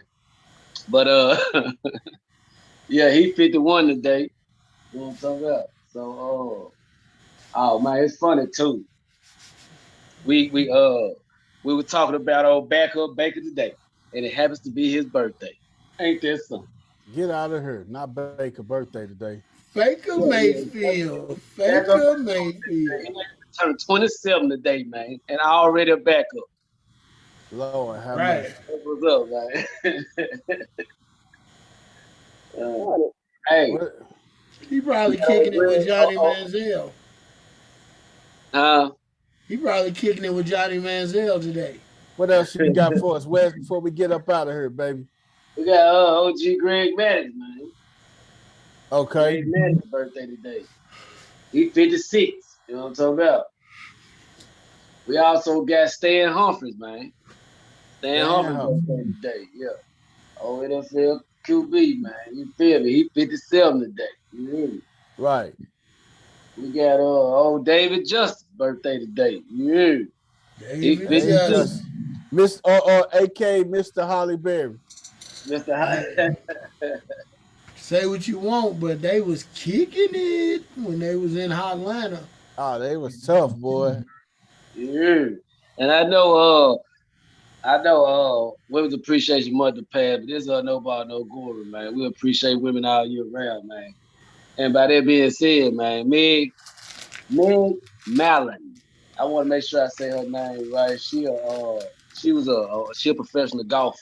You know what I'm saying? But she held it down, man. She got 4 majors and some more things going on. You know what I'm saying? But she 59 today, so we want to honor her. Tell her happy birthday as well.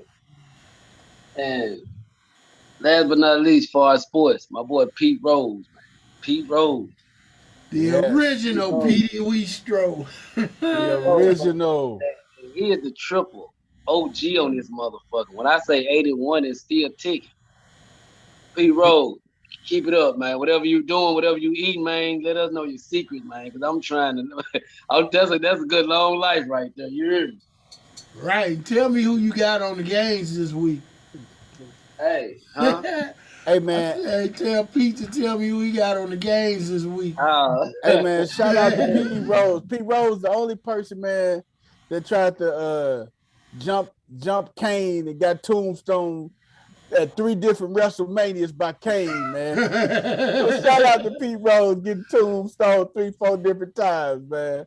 Hey, we got 2 more birthdays, man. We got one. She's an actress. One of my favorites, man. Her name's Sarah Michelle Gellar. And she is 45 today. You know what I'm talking about? So I want to we got on y'all way home tomorrow, on y'all way to work tomorrow, on y'all way home, on y'all way wherever y'all gotta go tonight to the corner store. Make sure y'all bump the brat, man, because it's her birthday today too. Just the BR18. Make sure y'all bump the brat, man. She's 48 today and still beautiful.